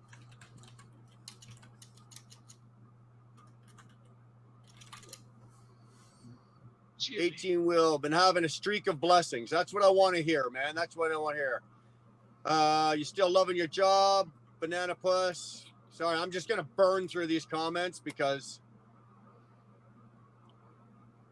thank you. Hey, Shannon added you. Yeah, Millie, go check out Shannon. Shannon, go check out Millie. And everybody check out me. Fast Eddie, Chicken Hawk. Okay, we're all caught up. That's where I want to be. All right. So, you guys still both there? Yeah. Yeah. Well, the fuck. We were letting you talk. We didn't want to overtalk you. You tonight. You guys are entertaining me. Come on, let's. You were talking. We were trying to keep from talking over you. I'm looking okay. at the road conditions right now. Apparently, Highway 1's back open again, but they're probably going to be closing it again pretty soon. Oh, Brother? what mileage is your truck at, Brian? In miles, I'm at 661. So 424,661. Okay, because I just rolled my truck to 400,000 last week, and I was like, wow, I've had this truck since about 2 something. So I've put 200,000 miles on this truck in like 2.5 years. That's nothing Right. compared to my company. I know, but like I'm a new driver kind of guy. I consider myself still a greenhorn, even though I've got 2 years under my belt. It's like, wow, that's a lot of miles in 2 years. Like if you sit and think about it. Hold on, say that again, Chaos. How many miles did you do last year? No, I said I put 200 and some odd thousand on this truck since I've had it in 2.5 years. Okay, so you're breaking 100,000 miles, or just over 100,000 miles a year, right? I'm guessing if that works out, the math works out right, because I got the truck at like, I want to say probably 250-ish, give or take, and I've just rolled it to 400,000 and some change. Okay.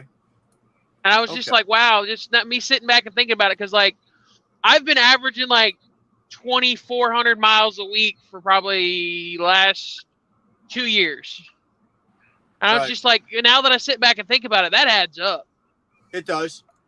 Think about this, okay? I was just sitting here doing some quick math, right? It takes the average driver. Now I'm saying average. I don't want anybody in the comments to be going, oh, no, you do it. The average driver takes 8 years to hit 1 million. That Right. was the other thing I was kind of thinking about. Like, wow. 8 years. It takes average. Now, some guys do it in 7. Some guys do it in 9. But the average, it takes 8 years to hit 1 million miles. So, in the comments, right? In the comments, how many guys in here got over 1 million miles? Or in the comments, how many guys in here have multiple millions, like multi-million, like 1 million, 2 million, 3 million? If you just basically do the math on the average, 8 years. So if you've been driving 16, 17 years, you're probably around 2 million miles. I probably got at most 100,000 kilometers under my belt. Yeah, but you don't go anywhere. You're not doing 600 miles a day. I am. Okay, yeah, for 6 months. Yeah. Here lately, that's what I've been averaging, about probably 620, 660, depending on what day of the week it is. Yeah. I guess I'm not pulling 600 miles, but I am doing about 830 kilometers every day usually. So let's do the 830 conversion. kilometers. Yeah. Fuck, I gotta figure that out. I'm doing that. 830 kilometers is like 515 miles. Yeah, it's like. I was about to say, isn't it like a kilometer and a half a mile? It's 1.6. 1.609 or whatever. No, So, here's close the funny enough. thing. Here's the funny thing, right? If you asked me like if you took my speedometer and covered my speedometer and everything like that, and I didn't have a trailer, and we were in the truck, and you said, okay, Brian, go drive a mile. And then you measured it. I could probably drive a mile, probably within yards, and nail that mile. I know exactly how far it is to drive a mile. If you I'm asked not me to that drive good. a kilometer, I'd miss it by 10 miles. Yeah. I will. I can't do that. I I'm can't do that. Being a Canadian and everything in Canada, all our speed limits and all our shit are in kilometers. I don't know. Like if you asked me to go drive a kilometer, I couldn't drive a kilometer. I can drive a mile probably right down to the yard, but I can't drive a kilometer. Well, you've probably been driving since the dark ages when Canada still used miles an hour. No, Did it's they? always been, well, yes. Yeah, up but, until for 1972. the most part, I'm exaggerating, obviously, but most of my career, it's been in kilometers. I didn't know But that. I still don't. I still don't know what kilometers are. Like same with like kilograms, centimeters. Like to me, everything is still in inches, ounces. You know, I don't know how much I don't know how much you know, how long. I know that 10 centimeters is, I don't know, could be that long, could be that long. I don't fucking know. You know, 10 inches. You want to know like how big 10 inches is? well, I can just look at probably my put my dick hands and give you 10 inches. There's 10 inches right there. I'm not going to and multiply by 3, obviously. Yeah, we're not touching that, right? But There's Yeah. a guy that does short videos on Facebook or Instagram. I can't remember which one. Or no, I think Good it's a night, woman. And she does skits about countries deciding on their measurements. And when she does England, it's always funny because they can't decide on just one set style. We can't either. Because it's like, okay, we're gonna use stones for weight, but we're gonna use ounces for liquids, yeah. and we're gonna use feet for such and such, but we're still gonna use kilometers for that, and then we're gonna use miles.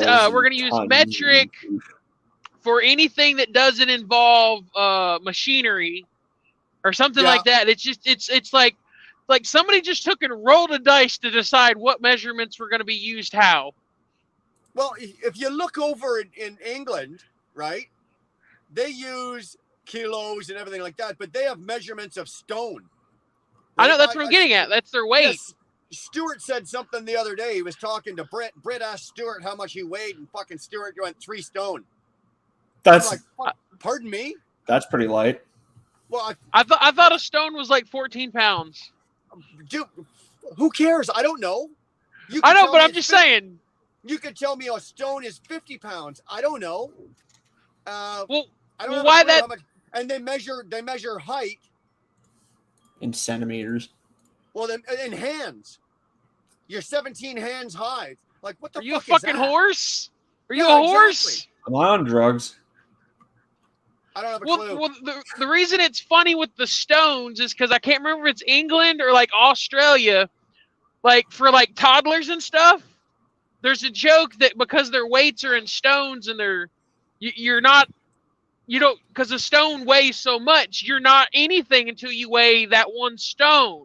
So for like infants and stuff, they don't have a weight Yeah, because they use stones, and stones is like Exactly. 14 pounds.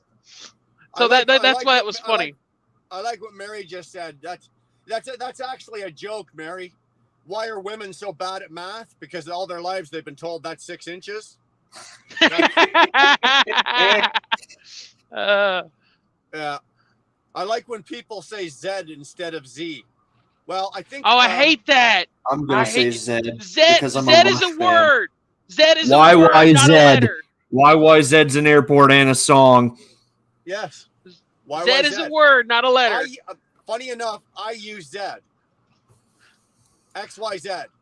XYZ. I use the word Z, but I think it's a Canadian thing. It's also an Canadians English use thing. Z, Americans use Z. It's a You know letter, what? not a I'm word. not 100% sure. I know that when I talk and I use the letter Z, I say Z like I just did. It's Z. Well, I watch these YouTubers out of Australia, and they have a thing for Nissans and Toyotas. Nissan. Well, if you know anything about Nissans and Toyotas, a lot of their models aren't words; they're numbers. Right. With the letter. 350Z, 380Z. See, when I talk about the car, I call it a Z, but that's only because I was always raised. Like when the very first ones came out, there was the 240Z and the 280Z. Right? And I they were hate called- when people say Zeds because I'm like, that's not what it is. It's a But they were 2JZ. called Z. They were called Z cars. So we called back in those days. We called them Z cars, and that's the reason I call it a. And now they've got the 350Z and the 370Z or whatever. I like hate that, the right? 370s. Oh, I hate them. They're so long in the tooth. They're ancient now. I can't get in and out of them. The 370, that car, it's like Dar's Honda Civic. That's because they obviously chopped it's the a roof. faster car, but I can't get in and out of it. It's just a pain in the ass for me to. That's another. They chopped the roof. They basically took the 350 and just took a couple inches off the height of the car. Put the roll cage in that damn thing. It's Z28 impossible. IH. It's a Z28, not a Z28. It's a Z28. So there You you mean go, all you 71? people. Every one of you 71? guys can kiss my ass because if anybody ever says, "Oh, yeah, I got that beautiful IROC Z28," I'm gonna smack your fucking molars right out of your mouth. It's a Z28. Are you a teenage dirtbag by any chance, Brian? Am I a Okay, teenage I dirtbag? No. will admit that Z28 does kind of sound better than Z. It's a Got a little zebra. bite to it. It's a Z. Got a I little- use the phrase phonetic. It's a zebra, banana plus. It's not a zebra. It's a zebra, but still. Thank you. IH agrees with me. I'm right. You're all wrong. Me and IH are right. The rest of you are wrong. Anybody that doesn't agree with me, I don't care. You're wrong. And then It's you a gotta Z- love it's a- words like Mississippi that sound like they should be a Y, but it's an I. Yeah, Mississippi. Should I be know, a- but when yeah. you're spelling it out loud, the Y rolls off the tongue a lot easier than I. No, it doesn't.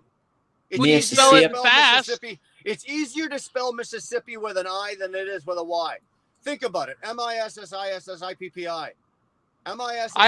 Well, I done. say Y. I can do that. My shit. my natural reflex is to spell it with a Y when I'm spelling it fast. I don't know why. I know it's an I, but it rolls off my tongue easier. Y. You know what, Chaos? Your mother must have been on the pipe when she was pregnant with you. No, I got dropped on my head a lot. Well, that explains a lot.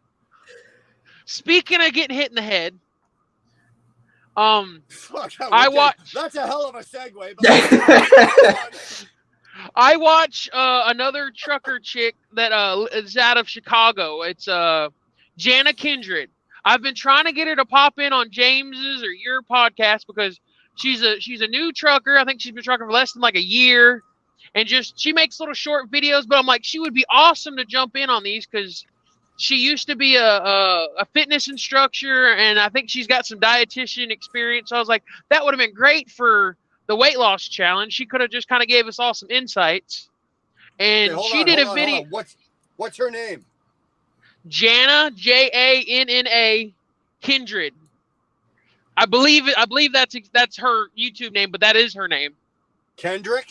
Like Kindred. KENDRICK or No, Kindred. RED. Kindred. Kindred? Okay. And she was doing a video. I think it was the day before yesterday. She posted a video where she's up in Illinois or Iowa or whatever, somewhere where they've been having snow every day, and she was trying to crank up a trailer handle, and she clocked herself in the face. That's not funny. And I only laugh because we've all done it. right? Well, I was telling her about the first time that I did that, which was my first day on my own.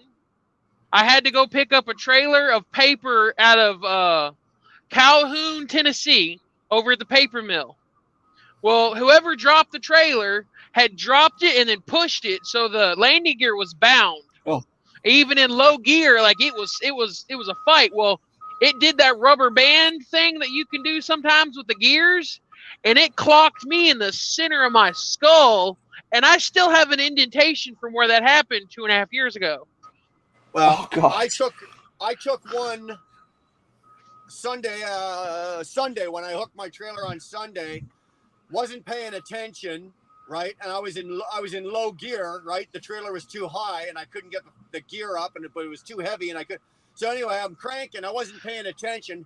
Hand came off, and the thing came around. It snapped back around and hit me right there, right on the back of the hand, right, like the knuckles and the wrist, right in there. Oh, not even the My meaty fingers part. were tingling and were numb for about 4 hours. I could close my hand, but it hurt like hell. And you would think after so many years that you'd know better, right? Yeah. No, took it right in the fucking hand. That hurt like a son of a bitch. Well, I guess you got to get hit in the head so you actually learn the lesson. Because ever since that happened, I always ease it. I don't push it anymore. Because that time that I pushed it, I had about 3 spins on it, and it rubber banded back 3 spins and caught me with the first one. Right. Well, I don't get. I've taken some bad ones when I was doing flatbedding with the bar. Your hand slips off the bar, comes up and catches you in the bottom of the chin. Your hand slips off the bar. You take it in the pills. I've had it, well, especially with step decks, right? You got a step deck, so you're even lower, and you're cranking. Oh yeah. You got the bar, and you're tightening your straps in. Son of a bitch! I've taken some really good ones, man. I've taken some really good ones.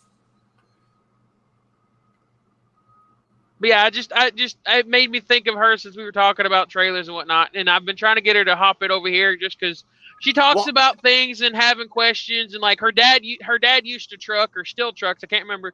So she has somebody that she can talk to, but I'm like, you need to come over to the community and just get a little bit of the community interaction. I just tried to look her up. That's what I was doing here with my head was down. I just tried to look her up, and I can't find her channel. It's given me Jenna 100,000 others, but I don't have all night to go through them all to find out which one she is. I'll look it up and I'll make a community post sharing it. Yeah.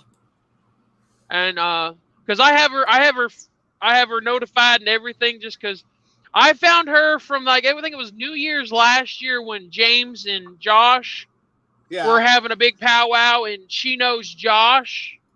And he kind of invited her to the group one time, and she got on and was kind of busting everybody's chops because she's one of those girls that she's not going to take any shit, and she's going to give you good just as much as you give her.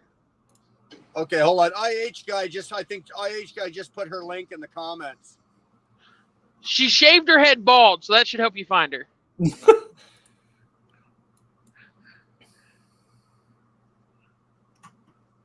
No, IH, that just takes us to your channel, or takes us to you. Yeah, she's pretty cool with her little videos she does. She kind of does more of a vlog, but she talks about things, and it's there for a while. I was like, come on, you gotta jump into one of James's lives, just because like she seemed like she was kind of having a downtime where she was thinking about just quitting, and then she kind of had a comeback and like, you know what, I'm not gonna stop. I worked too hard to do this. I got her. I'm just gonna. I got her. Her channel is the Kindred Trucker. Is that right? I don't remember. I just know whenever I look her up, it's always Jana something. That I thought that was her name, but that's probably her. She's a skinny white girl with no hair. Yep. What has she got here? 699 subscribers. She's doing okay. Yeah. I thought you were mentioning me there for a second. I got scared. What? Yeah, she's out of Chicago. Or the bald girl with no hair. No. Are you a bald girl with no hair? Maybe. You don't know me or who I am or what I do. You'd be surprised what I know, Jack. Oh, that's okay. I'll just subscribe to her, and I'll turn my notifications on for all. So next time she puts something out, hopefully, does she ever do a live? Let's go check. Not that I've noticed, but she seems to do like she does like a week's worth of video, and then she posts it all at one time. So she kind of has a Just Trucking vlog thing going on, but it's just like little snippets. Well, she did 2 days ago. She did My Brakes Done Broke Winter Trucking Adventures. That's when she smacked her. That's when she smacked herself in the cheek with a landing gear. I'm a tired and she was trucker. Let's chi about it. All right. Hey, man, I'll check out anything once. If But yeah, she's if she's an up and coming trucker, and she wants to get into the community, this is a great place. Well, I figured yours would be a little easier to get into than James, because James is kind of like an OnlyFans, where yours is like Discovery Channel.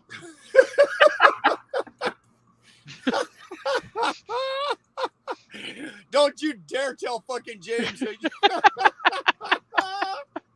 Holy fuck, that's hilarious.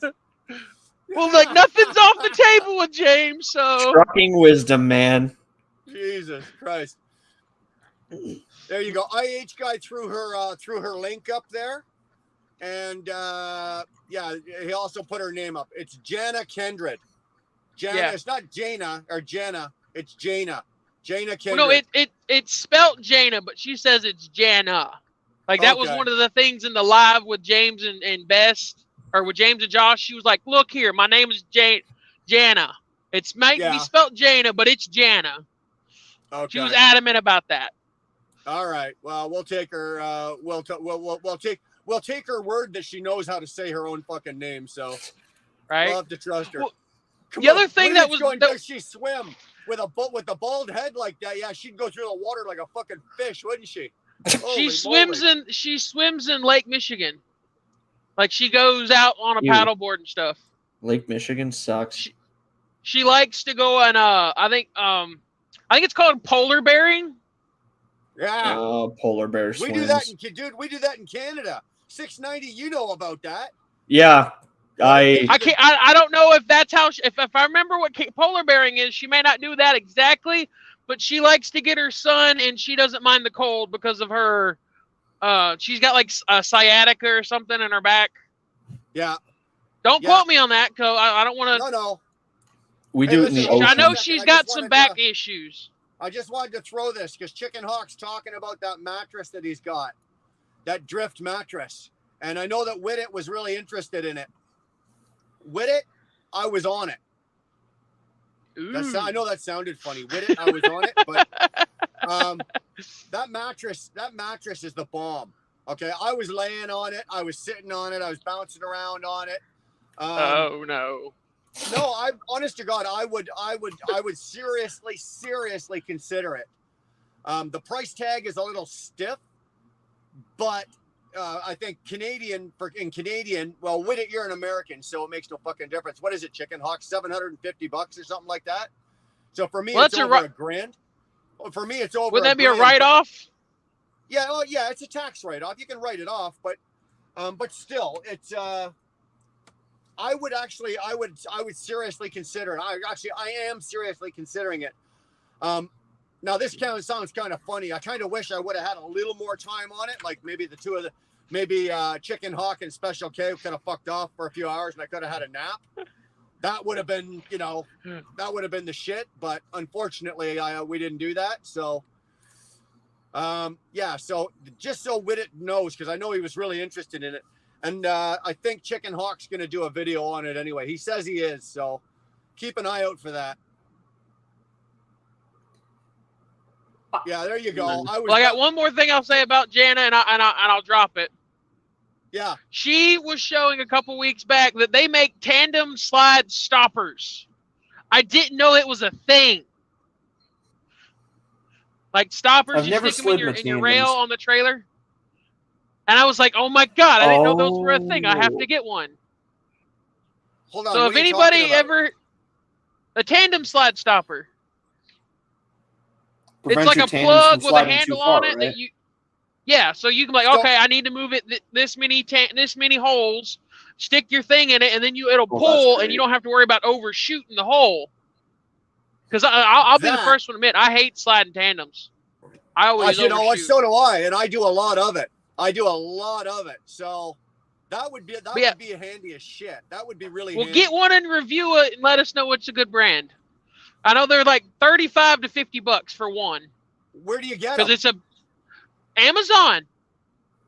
And what's? Oh, fuck! Look at me. Okay, what's it called? A tandem slide stopper, or at least that's what I looked it up as, and it popped up. Oh yeah, so they're like metal and stuff like that. Yeah, Like it's basically a rod welded to a plate with a handle, basically. that is beautiful. Darlene doesn't allow me to play with Amazon. I'm not Amazon responsible. So if I want something from Amazon, I usually have to clear it with her first, and then she orders it. So, babe, I want you to go look up a tandem slide stopper on Amazon, and if it's under $50 or $60, I want you to buy me one, please. Order it. Because And what baffles? I slide my tandems like tomorrow.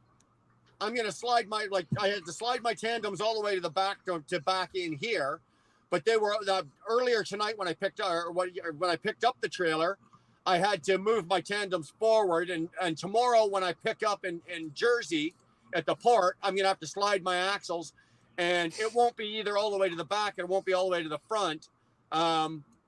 It's gonna be in the middle. It's got to be at the 48-foot mark. So yeah, that would be handy as hell. Remind me not to get into dry van. I'm surprised truck stops don't sell the damn things. Yeah, no shit, eh? Like the Iowa 81 might carry stuff like that, but all the pilots and all the Loves I've seen, because I don't hit many TAs or Petros, I've never seen one. I've never even heard of it. Never mind seen one. Well, right, Jana showed it. Gal uses one. Well, why aren't you sharing this trade secret? Well, Trucker Gal's not in here to share it. You got to watch her channel. It's like that Simpsons trucker secret. Provide them. Oh, for God's sakes. Here we go. Guys, excuse me. There's a bus coming by. I got to climb under it. Where's my new cat? I wanted flowers. Jesus Christ. When your cat can drive my truck, you can have a new cat, okay? When your flowers, produce a paycheck, then you can have the fucking flowers. I have a good idea about that, Brian. Just go to a local town center or like a city hall in the middle of the night and steal all their flowers. Dude, you know what? Yeah, that's a good idea. That's a good idea. You know what? There's an even better one. I think there's a subscription service that sends either fresh flowers. It's a little expensive because they're fresh, or there's one that does like dried flowers. Nah, but then she'll expect it every single day. Well, that's why it's a subscription. That makes it worse, though. You can set it up so that flowers get delivered like every week or every 2 weeks. But what if they don't? That's going to be bad. Yeah, then you're fucked. Then your marriage is even worse off than when it began. Well, that's why it's a subscription. It's like a once a month thing, but it's usually like a big bouquet or something. Once every 2 years. Look at this. Just Mary, I think Mary's jumping on my ass now too. What the F is that about?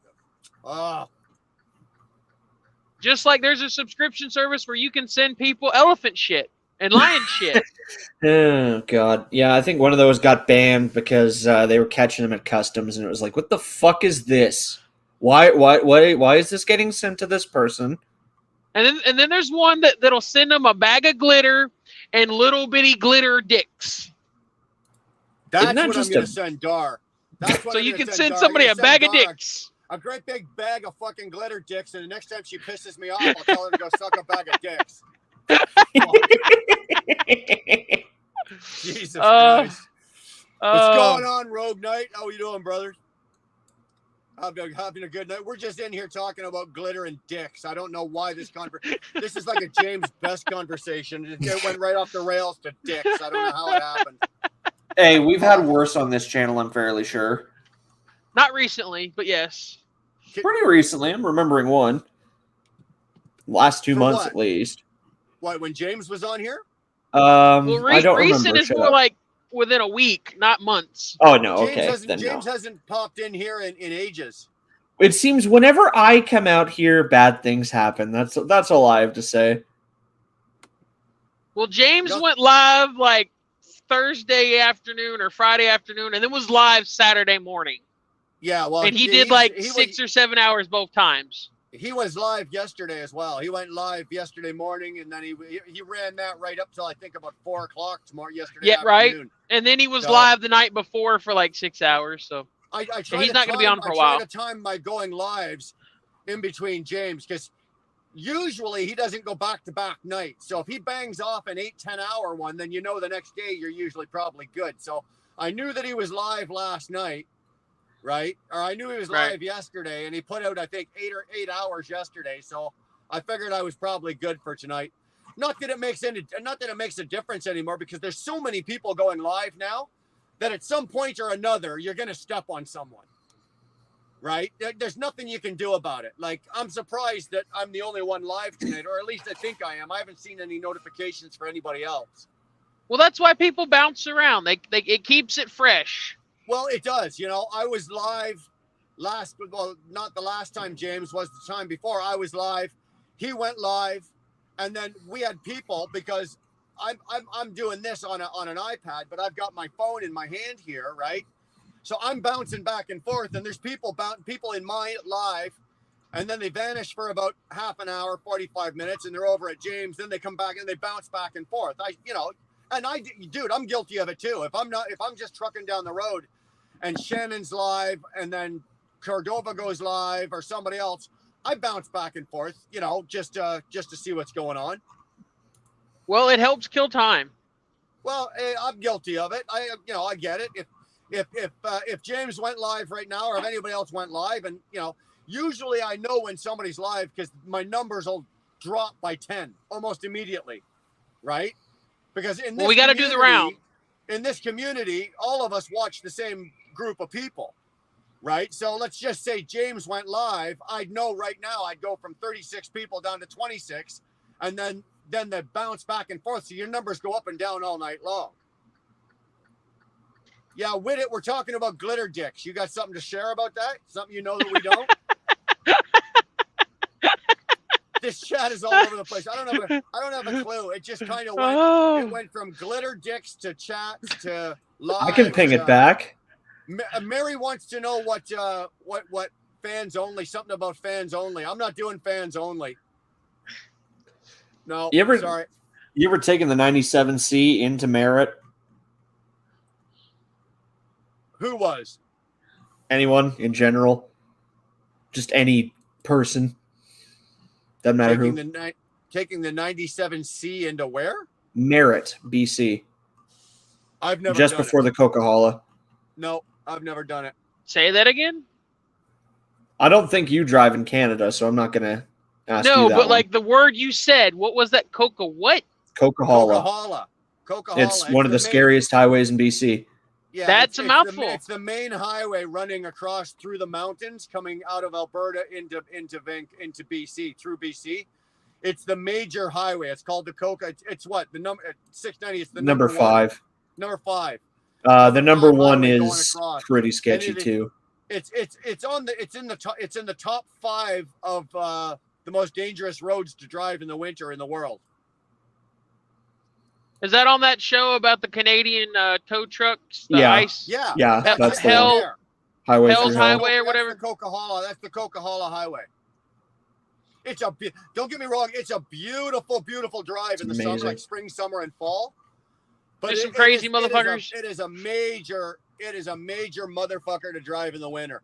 I would really prefer is. to take the Coca-Cola than Highway 3, though. Crow's Nest is sketchy, especially with all the avalanches. You could get stuck out there for days, maybe even weeks. Yeah.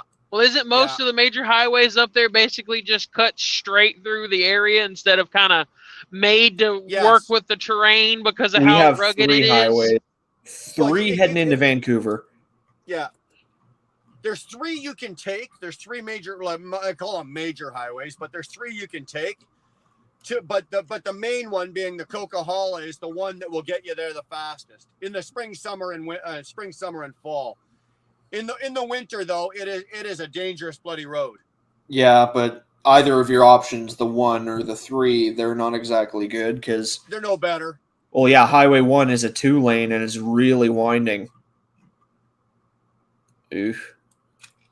And then the 3 is just, well, the road quality is, let's just say it's in the shitter.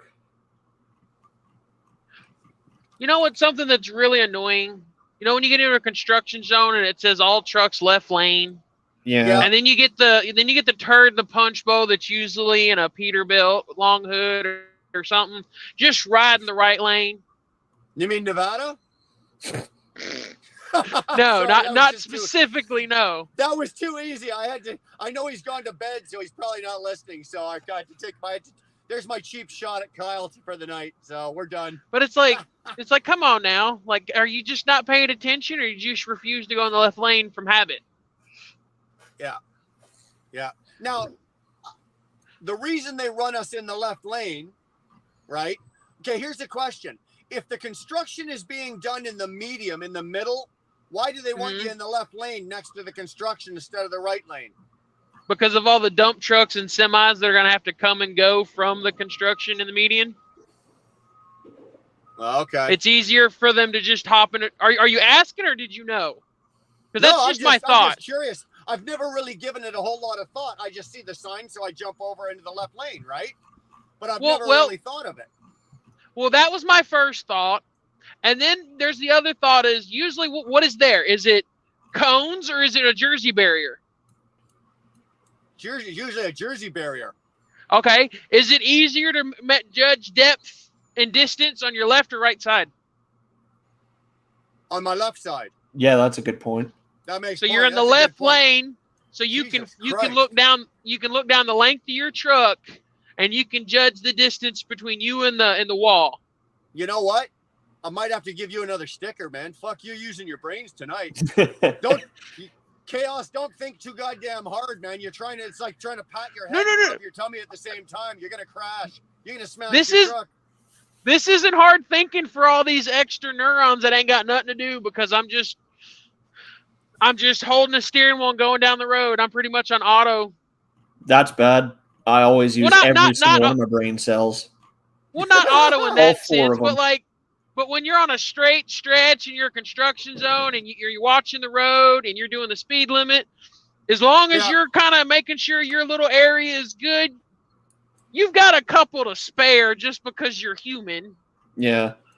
When I head through Dude, let me bands, tell you, I I'm wake up usually every brain morning dead. and I count every brain cell I've got. That's how few I've got left. Okay. Yeah, it probably Well, only takes you 70 I'm seconds. also that person that has like the ADD personality and mind thought that like my brain wanders even when I'm concentrating. So I kind of like think about two things at one time. Yeah. Which is, it's like, I can say that, but I can't tell you how I do it. Kind of thing. Rogue, are you talking about me or Chaos? Is ear piercing? Because sometimes I sit here and fucking yell at my iPad and I really don't need to.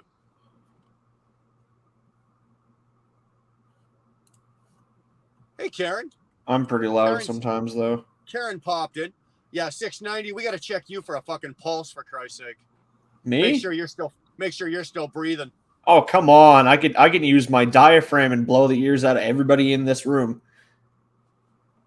Pardon me. I was a drill sergeant, I'll have you know.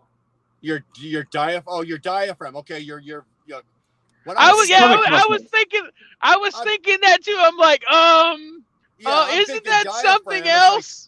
I think your girlfriend's gonna be a little pissed off if you're yelling through her diaphragm, dude. Right? You know? Right? That's what I was thinking.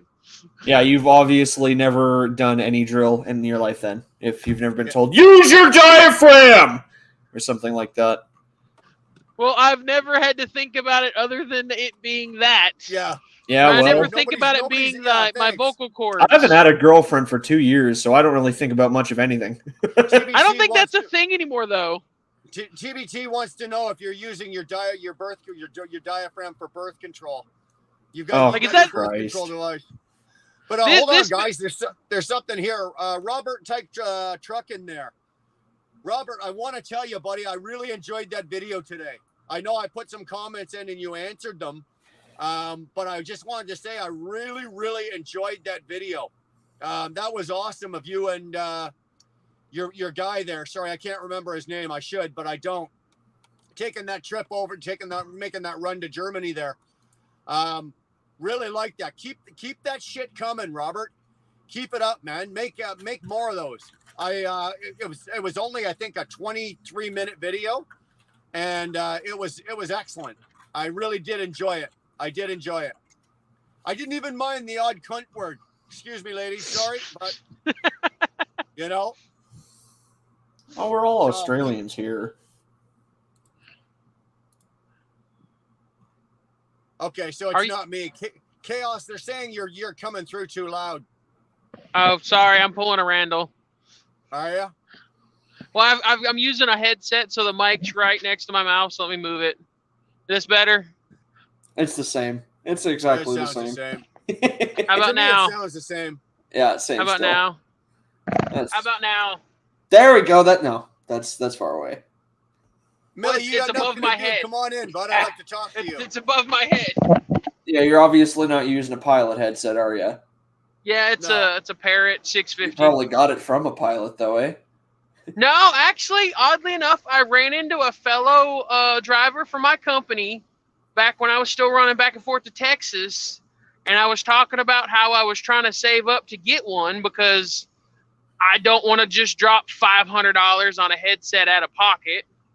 And he's like, you know what? I just got a new one. I'll give you my old one. It still works. So, like, I had a fellow trucker with my company nice enough to give me like a $400 headset. He's like, I'm not using this one. I've got a new one. That's good to hear. I was like, oh, well, thank James. you. I appreciate that. Thanks, IH. You're right. His name is James. Right. Sorry, guys. You guys carry on. I'm just going through the chats here. Like, I'd love to get one of those Garmin ones just because they don't squeeze your head like these Parrots. Mhm. Millie, come on What? in here. Millie, come on It's in. $400 too. Oof. You want to know something I don't that really do sucks? trucker headsets. You guys tell me, and the guys in the chat, tell me if you're having any of these problems, okay? I use the Overdrive Pro, the Rand McNally GPS, right? Eh. Dude, listen to this, okay? When Rand McNally first started making them, I got the original one. I think I got 13 months out of it, and it shit the bed. And then I bought the next one, I think was the 560 or the 590 or something. I got 13 months out of it, it shit the bed.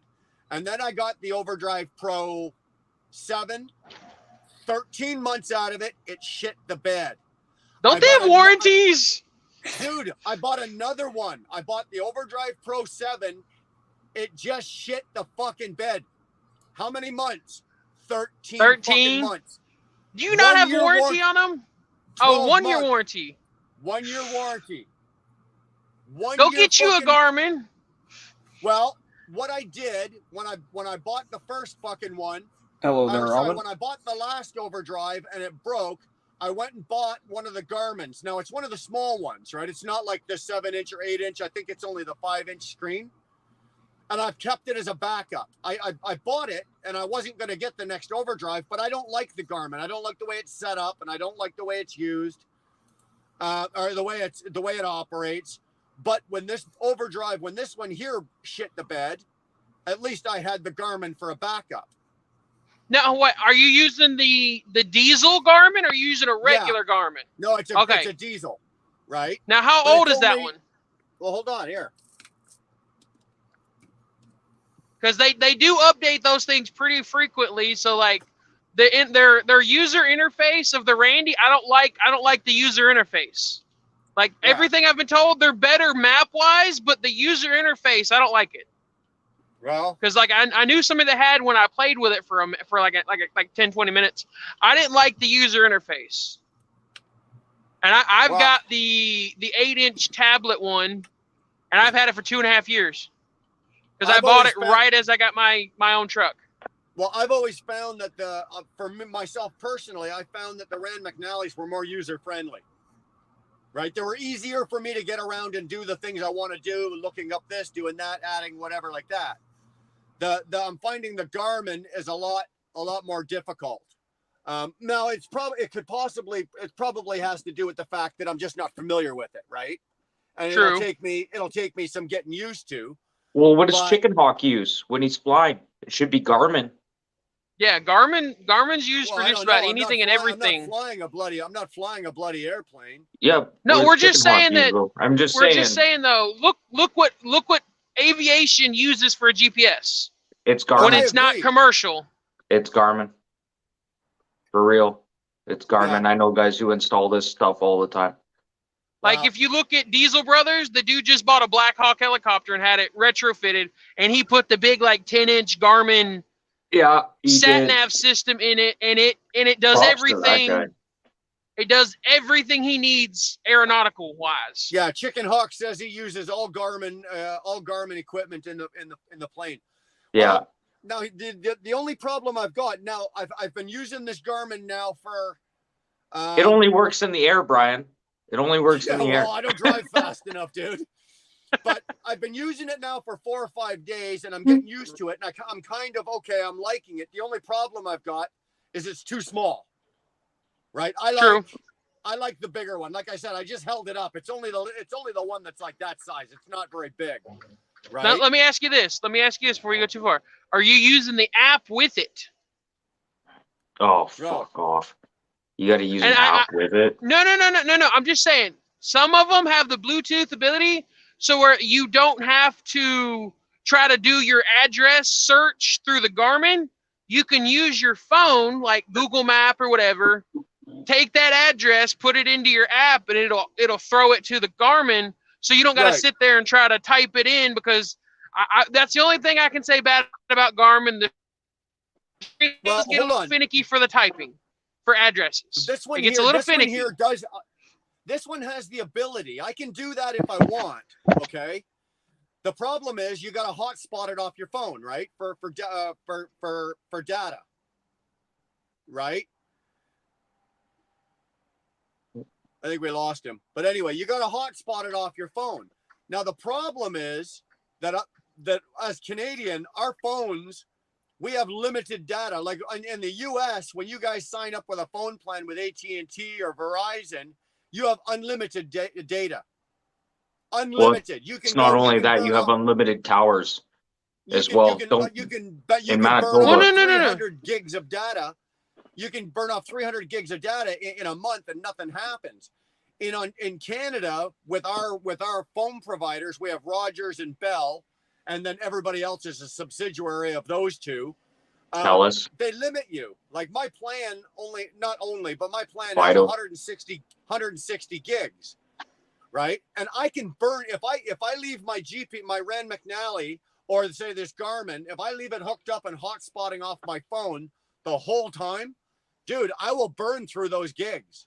You shouldn't have to hotspot your GPS off your phone. That's what I'm getting at. That app, it only uses Bluetooth.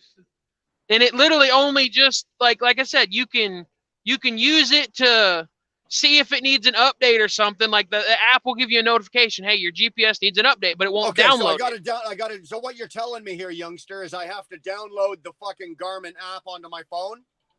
And it'll give you more functions, but you don't have to. It's just if you want to get the rest of your functions and save your phone battery. Yeah, and you don't have to use the phone for anything. It's just if you use the app, it unlocks. It's constantly feeding. It's not. It's not. Yeah. That's why I said it's Bluetooth. You know just turn your Bluetooth off and it doesn't do anything. That makes sense. Okay, all right. Hold on. So I'm not gonna go do it now, but I will. I'll download the app tomorrow, because as long as it doesn't use data, as long as it's just doing it off the Bluetooth, that's fine. I got no problem with that. Now, let me rephrase this just to make sure. Now, the app may use some, but it's not going to be sitting there like a hotspot where you have to have it on, you have to have it active. It's going to work with the GPS. It just has abilities. Like you can use it. So you can use it to save all your addresses. Yeah, it's the same as when I open Google Maps or something. I look up where I'm going, and then I close the app, and the data stops being used. Yeah. Okay, well I'll try that tomorrow. Yeah, you just because I have found with the Garmin, trying to type an address in, it's very, very finicky with the keyboard. It learns to you though. Just keep using it. Just keep using it. It'll learn to you. I hope. No. Cross your fingers. You know what? I'd rather it not. Well, that's how it works. I'm sorry. You know what? That shit. Look at your phone. You go to fucking look something up. You put the first letter in. I could be spelling Mississippi. Put an M in, and that's exactly what I was looking for. Yeah, well, that's what I was meaning the app will do. My Rand McNally used to do that, right? My Rand McNally used to do that, but this one here, it doesn't. This one here is a bit more difficult for me to look up addresses and shit. But like I said, if the app works and all I got to do is open the app, punch in where I want to go, and it pops up on my GPS, I'm good with that. And But I it do know learns that- the I more think you that- I think use the it. Garmin, I'm sorry. Yeah. what's the Garmin? The 7-inch Garmin is cheaper than the Overdrive Pro 7. Yeah, that is the one thing So- I've noticed about Garmin and Randy, like that they are cheaper. Now, if that's a diesel, you want the diesel app. And the only thing I can say is that the diesel Garmin app can be a little finicky with getting that first initial connection for like the syncing. It can be a little finicky. Dude, fuck, you're talking to a fucking dinosaur here when it comes to technology. Like, Well, I'm just Me giving too. you a heads up. That way, if it Me starts too. giving you issues, you know it's not just you. oh, 'Cause, like, don't I worry, have- it'll probably be me. Because I've got the 8-inch Garmin, like the one that's like the size of like a small iPad, the one right above the one that comes with the dash cam in it. Yeah. It's like the $600 one, and that's the one I've been using for 2.5 years. I use just it more often than the app with it, just because the Yeah. app doesn't always like to stay connected. Like it'll disconnect, and then you kind of gotta fight to get it to connect, depending on. Yeah. You want to Yeah, come so, over like- to my house and show me how to use the laptop? Chicken Hawks Kenworth has the GPS built right into the dash. Now, Chicken Hawk, I gotta ask you, does that update itself? Right? Because like my Rand McNally, I Oh. can take it out of the truck, I take it into the house, I think there's a jumps onto the USB Wi-Fi. drive. it jumps onto the Wi-Fi in the house, and it'll go through and do all its updates. And I think this Garmin does the same thing. So Chicken Nope. Hawk, it's not like I can drive my truck into my living room if I buy the Kenworth. Does that GPS update itself as maps change, or do you have to pay for that? Because with my Peterbilt, I had the built-in dash. You got to pay I had, for it, I had Brian. the GPS built into the dash, and if I wanted it updated, I had to take it into Peterbilt, and they had to do it, and they charged me for it. Well, have you If heard it's a about Garmin, once you register, it usually comes with free lifetime updates. No, not free Yeah, they do. lifetime, The Garmin's yearly, do. yearly.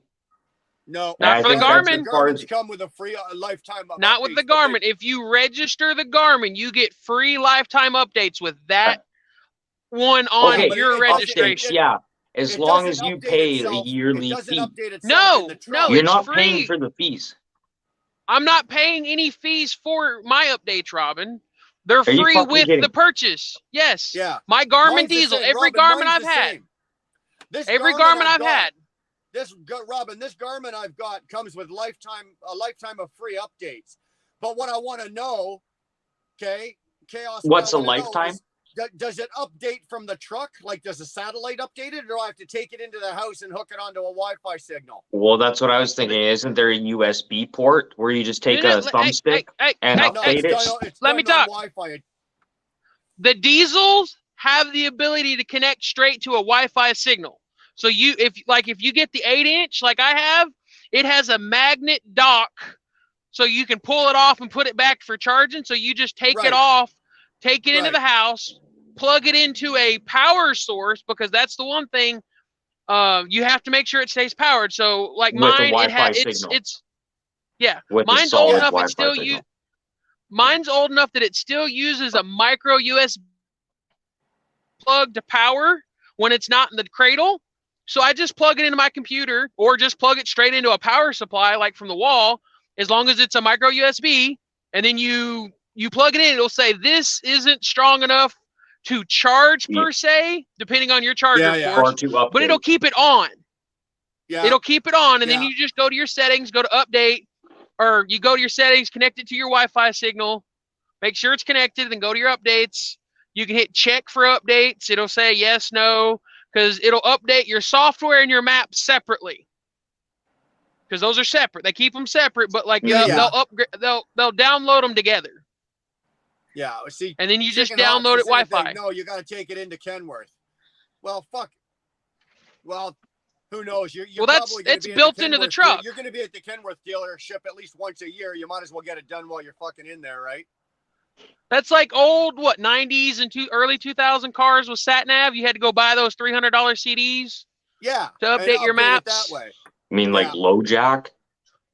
No, like early 2000s, late 90s, like the fancy like Mercedes and stuff. Yeah, I know. They It's had like sat nav. low jack. Yeah. Well, And no, I if mean, your like, car's stolen. no, not the low jack. It's literally, it had a GPS in the dash. Like Yeah. like the newer cars, you know, like most new Yeah, cars it come tracks your car standard, around. Yeah. but I it's know what you're talking about. GPS. It's GPS. Like you can type an address and it'll tell you how to get there. Before we had GPS. fucking smartphones. Yeah, I know. Yeah. I know So exactly that's what probably you're kind talking of how about. it works. Like except now instead of a CD, it like you said, it's a flash drive. But yeah, with Garmin, you want a really good life hack there for you. I can tell you, well, not so much life hack, but a really good like ideal. Go find a used Garmin, like someone selling cheap. 9 Yeah. times out of 10, they never register them. 9 times out of 10, I've done this with like 5 or 6 Garmins. They never register the Garmin, so they've not had their lifetime updates claimed. Right. I've done that with like 4 or 5 Garmins and I registered it and I've updated it and I've never been charged for an update because it was never registered. So that free lifetime update, because that's part of the purchase price. That's why they're $300. They're $200. That's part of the fee. Right on. You're paying for that lifetime update ahead of time. What's going on, Spectre? What's up, man? I'm just out riding the roads. You know how it goes. I hear you. I'm Yeah, sitting here they're not- listening to you. Yeah, the Garmin there, it like he's saying, you can even just do it from a hotspot. It don't take much. Well, he's saying his spot, he doesn't have a lot of that because of his Canadian phone call. I've done it at Pilot. Yeah. I've took my phone in there, sat in the lounge, and connected to the free Wi-Fi, and let it do an update. Okay. All right. Well, I know. Like I said, like Spectre, you guys, like I said, you guys are on AT&T and Verizon and all of that, and you have unlimited data. Yeah. Right. In Canada, we don't. Our phone plans don't. Like we pay probably twice for a phone and a phone plan than what you guys pay in Canada. wow. Our self-service is absolutely a ripoff. Wow. And I only have 160 gigs. And I share that between 3 phones, me, Dar, and I think my daughter, one of my daughters. So that plan now, mind you, they're always in the house, so they're on the house Wi-Fi. But so I've got 100. Dude, if I hotspot anything, like to do this right now, I'm hotspotting this off my phone. Right. Right. So one of these broadcasts, like a 3-hour deal or a 4-hour deal here, I'll probably burn off 4 or 5 gigs of data just to do this. So Well, if I was like- to Do they leave not my u- if I was to leave my GPS hooked on Yeah. or anything like that, I could burn through 160 gigs like that, like inside of a couple of weeks. But yeah, Garmin's But- just like Randy. It still uses the satellite to figure out your maps. You just have to make sure the map is updated. Right. Yeah. Yeah. I mean, it's not something you have to leave connected to the Wi-Fi or anything. You could just check it like periodically. Like I just updated mine today while I was sitting in a shipper. I literally connected to their Wi-Fi and it took like less than a minute to update. Yeah, eh? Yeah. You don't have to leave it connected. Now there's an app they got, like a Garmin app. Yeah. You can leave it connected, but for me, that thing gets so damn aggravating. I'm like, screw this shit, and I just, whatever. I just Well, make sure the GPS stays connected or updated, and it's good. Dude, I'm not exactly technologically savvy. Okay. Yeah. I'm an older guy that drives a fucking truck for 31 years. Like, I'm not up on the latest technology and all the new shit. So when it comes out, it has to be fairly, user friendly for me to use it. Paint by Right. numbers. I found the Rand McNally user friendly for me. And then I switched to this Garmin, and it's a whole different system. Now I'm going to have to learn it. I really got no choice, because I'm not buying another Rand McNally, because I'm replacing them every year. Right. Right. Every 13, just as the warranty runs out, I have to replace the damn thing. And those things are running anywhere from $600 to $800, depending on which one you get. Well, I'm not dropping $600 or $800 every year. No, I agree with on you. a GPS. Well, that's why, for me, that's why I went with Rand, or not Rand, but Garmin. We use in the military, that's what we use, Garmin. Yeah. The other thing, if you didn't know it, all the like the GPS satellites and stuff, Garmin owns it. It's their technology. They own it. Yeah. So like Rand McNally and all them, Rand McNally, Tom, all these other guys, they get their information from Garmin. I don't mess with none of the other ones. I really don't. Garmin is where it's at. Well, Dar did a search, and she does all this shit for me. So I say, okay, I want a Rand McNally, or I wanted a Garmin. So she does it. And she goes through and checks all the reviews. Yeah. Right. Does all the reviews and does all the investigating and everything. And the Garmin has always come out miles ahead Way as a ahead. better system, as a better operating system, and as a better GPS. Yep. But I've always been stubborn and a bit pig-headed because I've always had a Rand McNally. And like I said, I know how to use it. Like I can buy the next version of the Rand McNally, and it's still pretty close to the last one. So there's no big learning curve, right? It's gonna take me fucking 3 weeks to learn how to use this all the features on this Garmin. Well, the Garmins are the same way. Once you learn one, they're all kind of the same. Yeah. They just might change what one search type might be under a different category. Yeah. I think you'll be a lot, like you said. I agree with him there. But overall, once you learn it, and it won't take you long to learn it, you'll be very happy with the Garmin. Very happy with it. Well, I do like the fact that since I've been running the Garmin, I've not once lost my signal. There you go. Yeah, right. That is one thing I can say. Like my phone will lose it, my Garmin won't. There's a couple of spots with the Rand McNally that like when you're going, like for example, when you're going through Philadelphia, right, and you're on the 76 and you go under the bridges. Yep. And the bridges have roads on the top. The GPS gets screwed up. It doesn't know which road, if you're up on the top or if you're on the bottom. And next thing you know, you're spinning, right? The truck starts spinning. It doesn't know which way to go. The Garmin doesn't do that. The Rand McNally used to. I've got this diesel I've had. God, I want to say I've had it for going on 4 years now, and it's never failed me. Never failed me. The same one, eh? Yep. I keep it updated, and I think they do an update about once every quarter at least. But, it's like brand new, man. Just keeps on ticking. My Rand McNally's it has equipment failure. Like either the batteries will stop taking the charge, or this time here the battery stopped taking the charge, and then I got that like the screen came up and it was just a bunch of squiggled lines, right. like the something inside crashed, like the software crashed or something. And that's what happened. But every 13 months. So I'm like, I'm gonna. Well, the Garmin runs an Android software, I'm pretty sure. So. Well, this is what I'm gonna do. I'm gonna fuck around with this Garmin I've got, and like I said, it's only a small one. I think it's only a 5-inch. I like the 7 and 8-inch ones, right? Just for visual and because my eyes are getting a little old. So I'm gonna mess around with this for a couple more weeks, and if I get the hang of it and I like it, then I'll get the tablet or the big one. I was about to say, they have a 10-inch that you can look at Pilot. And if you're saying you want a big image, I'd go ahead and drop, I think it's like $700 for the 10-inch one. Yeah. And that one, the way it works, you can use it like a tablet. Like you can, if you hook it up to a Wi-Fi signal or whatever, it has like a web browser on it.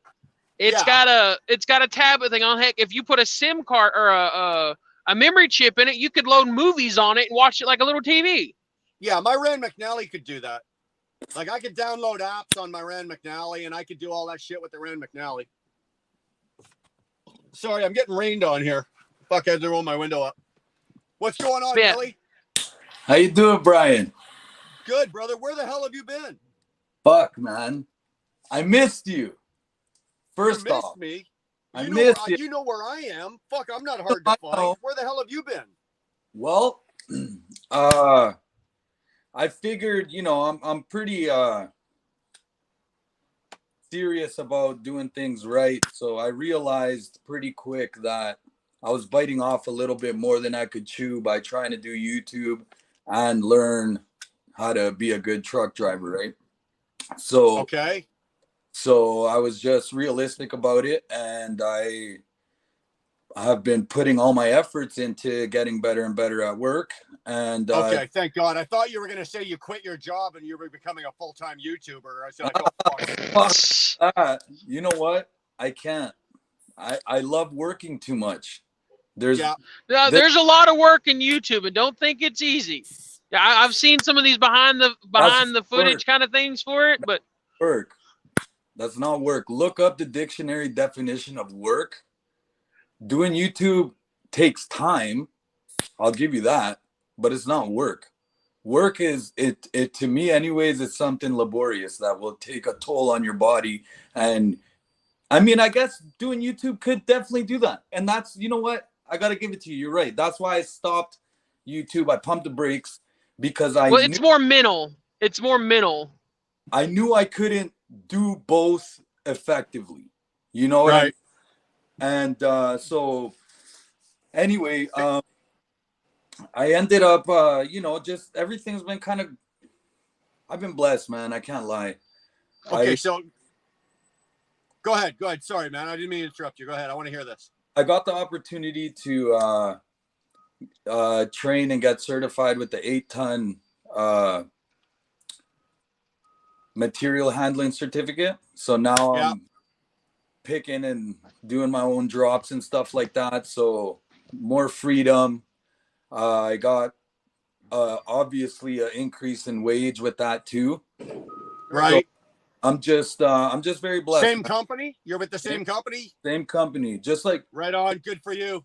Just like you said, like that's who I'm with. They've opened every door for me. Everything I've ever asked for, they're hooking me up. You know, and not like I ask a lot.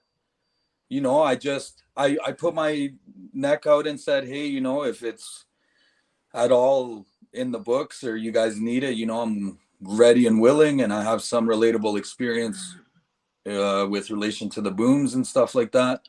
So, you know, as soon as I said it, the next day I was on it. And are you doing heavy haul stuff or like dump trailers? No, he does like 4 or 5 axles, wide loads, super heavy shit like that. I'm just trying to orientate myself what he means by 8-ton loader or whatever. I'm thinking. Think about this, Chaos. The guy goes and gets his license, right? Spectre, you've been here before when we were talking to Millie. Yeah, I mean, I recognize him. That's why I'm shutting up and listening. I'm proud of him. I'm happy for him. Thank you. Yeah, Millie, I think the last time you were on, Spectre was in here as well. But Chaos. Yeah. This is the guy that we kind of watched from the beginning. He went out and got his license. He was doing labor work before, right? Like what were you doing, Millie? You were well, I was a gym. Well, I had a construction business in Alberta doing foundations for new homes, and I moved up to Fort Mac, got displaced by the fires, got kind of depressed, and went through some bullshit little fucking moment of weakness in my life. Then I came out here to Ontario. I got into a completely different industry, which was the fitness industry. So I know my wife's waiting for those summer photos of you with no shirt on. They're coming. Fuck you. So I did the fitness thing until COVID shut everything down and fucked everyone over. And I noticed that my father, who's 25 years in the game, veteran truck driver, that he never stopped, and he never made so much fucking money like he did during the 2020. So I was in Ottawa to support the truckers. I filled up, my wife and a friend of hers filled up my truck bed with Gatorade, water bottles, and Greek pasta salads and sandwiches to take to the truck drivers in Ottawa. And when I went there, it fucking changed my life. It changed the way I view everything. And it just, anyway. So long story short, that day, when I came back from that weekend, I'm like, I'm going to be a fucking truck driver, and then, I started documenting my journey on YouTube from school till now. And I've taken the last month and a bit off to get good at what I'm doing, because it's serious shit. And I'm serious. Like, I'm serious about what I do. I take everything serious, and I don't want to be a failure, you know. So No, I'm glad. I'm glad to hear that you've actually done that. I really am. Take your craft. This is a craft, like any other career, any other thing. This is truck driving is a craft. Learn your craft. You know what? You know, you're not gonna. And you've been doing this, and Chaos. He went and got his license, and because he was a newly licensed driver, he was having trouble getting a job. I remember that.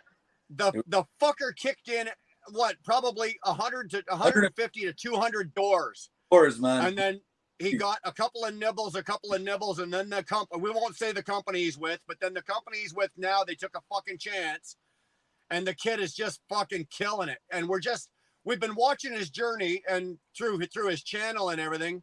But like I said, there's nothing been going on, so we were kind of concerned about you, but I'm glad it's working out the way it is. Learn your craft, dude. You're actually, you went right, you didn't even go from the shallow end and walk slowly into the deep end. You just jumped right into the deep end. Yeah, I was gonna say, yeah. You went right to heavy haul, big shit. Like you're pulling 4 or 5 axle trailers. That's some big weight. Now you've got your boom operator's license. Like, good for you, man. That is something I wish I'd have done. That is something I wish I'd have done. I never went and got that ticket. I had the opportunity and I went, nah, I should have done it. You're learning something in this industry. I would say less than 2% of this industry know how to do. And I absolutely be a stat like that, and that's why I didn't want to fuck around. I didn't want to end up at fucking truckers. I didn't want to kill someone or myself. I have young children. I have a beautiful wife and family. Like, you know, I think about shit like that, right? So that said, makes sense. That said, now, you know, since you perfect what you're doing in the heavy haul and the 8-axle and all that stuff, your boom operator, you perfect that, you will realize that when you work, you're going to work hard, but you're also going to have to work less. Yeah, because it is a very, very specialized niche, but it's very, very, very rewarding for the work you do. Yeah. It also, and like Spectre, I think will agree with me. It looks really, really good on a resume. It does. It looks really, really. It does. That's not to say that you're going to jump ship, but if the day ever comes that you decide you want to buy your own, go out on your own, or you need to move for any reason, you know, your wife gets transferred somewhere else and you need to change jobs. Exactly. Damn, Millie, you know how good that looks on a resume? The fact, like, if you look at my resume, right? I've done reefer, van, flatbed. I've done heavy haul. I've done oversized, overweight. I've done all of that shit. Dude, I could lose my job right here on Friday and be working again by Monday. Yep. You know? I heard that. It helps. Question. Yeah. What do you mean by boom? Is that one of those telescopic cranes that are on the trailers? Yeah. Okay. That's the part that was confusing me. I was thinking like a front end loader. No. He's talking like when he said equipment handler. He said equipment handler, and I've heard front end loaders called equipment or a material handler. Right. So I just wanted to clarify that because that I was like, what? Sorry, that's what the ministry in Ontario calls the court. Most of the shit that Millie pulls is concrete foundation type stuff, right? Yeah. Preformed big pieces of concrete, bridge pieces, drainage, all the big drainage pieces, all that kind of stuff. I know the company that he's pulling for. And you're talking some serious weight, and on some of these pieces, you're talking some serious sizes. And if you've got your boom ticket, like your crane operator's license, your boom ticket, dude. Yeah. No, again, you even mentioned it. The pay hike didn't hurt either, did it? Nope, didn't hurt. Nope. Nope. Atta boy. No, you know what, boy? We're proud of you. We're proud of you. Don and I are proud of you. We're glad that you're doing well. Spectre even said he was proud of you. Thank you. I am. Really appreciate it. You know what? I want to take this time to just, you know, insert some of the positivity that I've had in my life and just share with you guys that cliche, think what you want. I just want y'all to be happy. You know, the world's tough these days. It's a tough place to be around because of all this stupidity, and I just want you guys to know that if you focus on what's really and truly important, you know, good things do happen. You know, and I Yeah. have my shortage of bullshit. I've lived, man. I've lived a lot in my short life, and I know how much the decisions I make influence the result I have day to day. So all I'm saying is let's just try to be positive. You know, it's so easy to be negative and shitty all the time. Well, like I said, I put out a video a couple of days ago, and I was just babbling. But it's a lot easier to bitch about shit than it is to find the good in something. You notice that, right? That's why People I wanted- these days, whether you're a truck, whether you're in, it doesn't matter the industry, whether you're in trucking, construction, you get 10 construction workers standing around and they're bitching about, but like I said in the video, if your job consists of 25 things and 20 of them are good and 5 of them are bad, what are you going to bitch about? You're going to bitch about the 5 things that are bad. Yep. Yeah. Right? You're not going to talk about the 20 things that enhance your life, that make things better for you. You're not going to do that. Right? It's almost like it's human nature. And in order to change that, and I'm guilty of it just as much as anybody. Well, all of us, right? All of us do it. 100%. Right?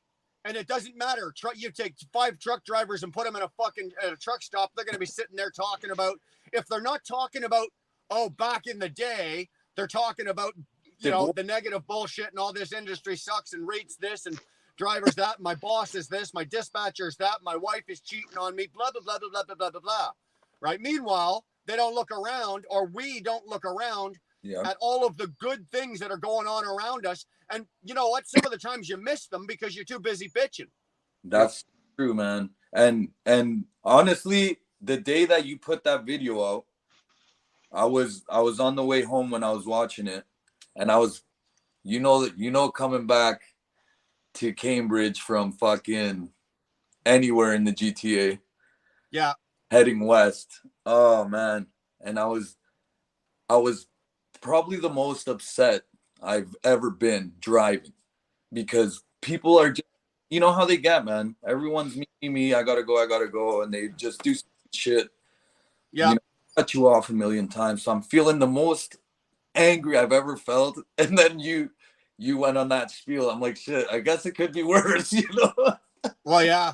You could be sitting there with your bumper crushed in front of you and somebody rearing them behind you. Fuck it. The list is endless of what could be wrong.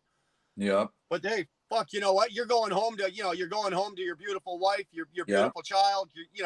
You've got a roof over you've got 3 squares in your belly. Dude, you really don't have a whole lot to bitch about.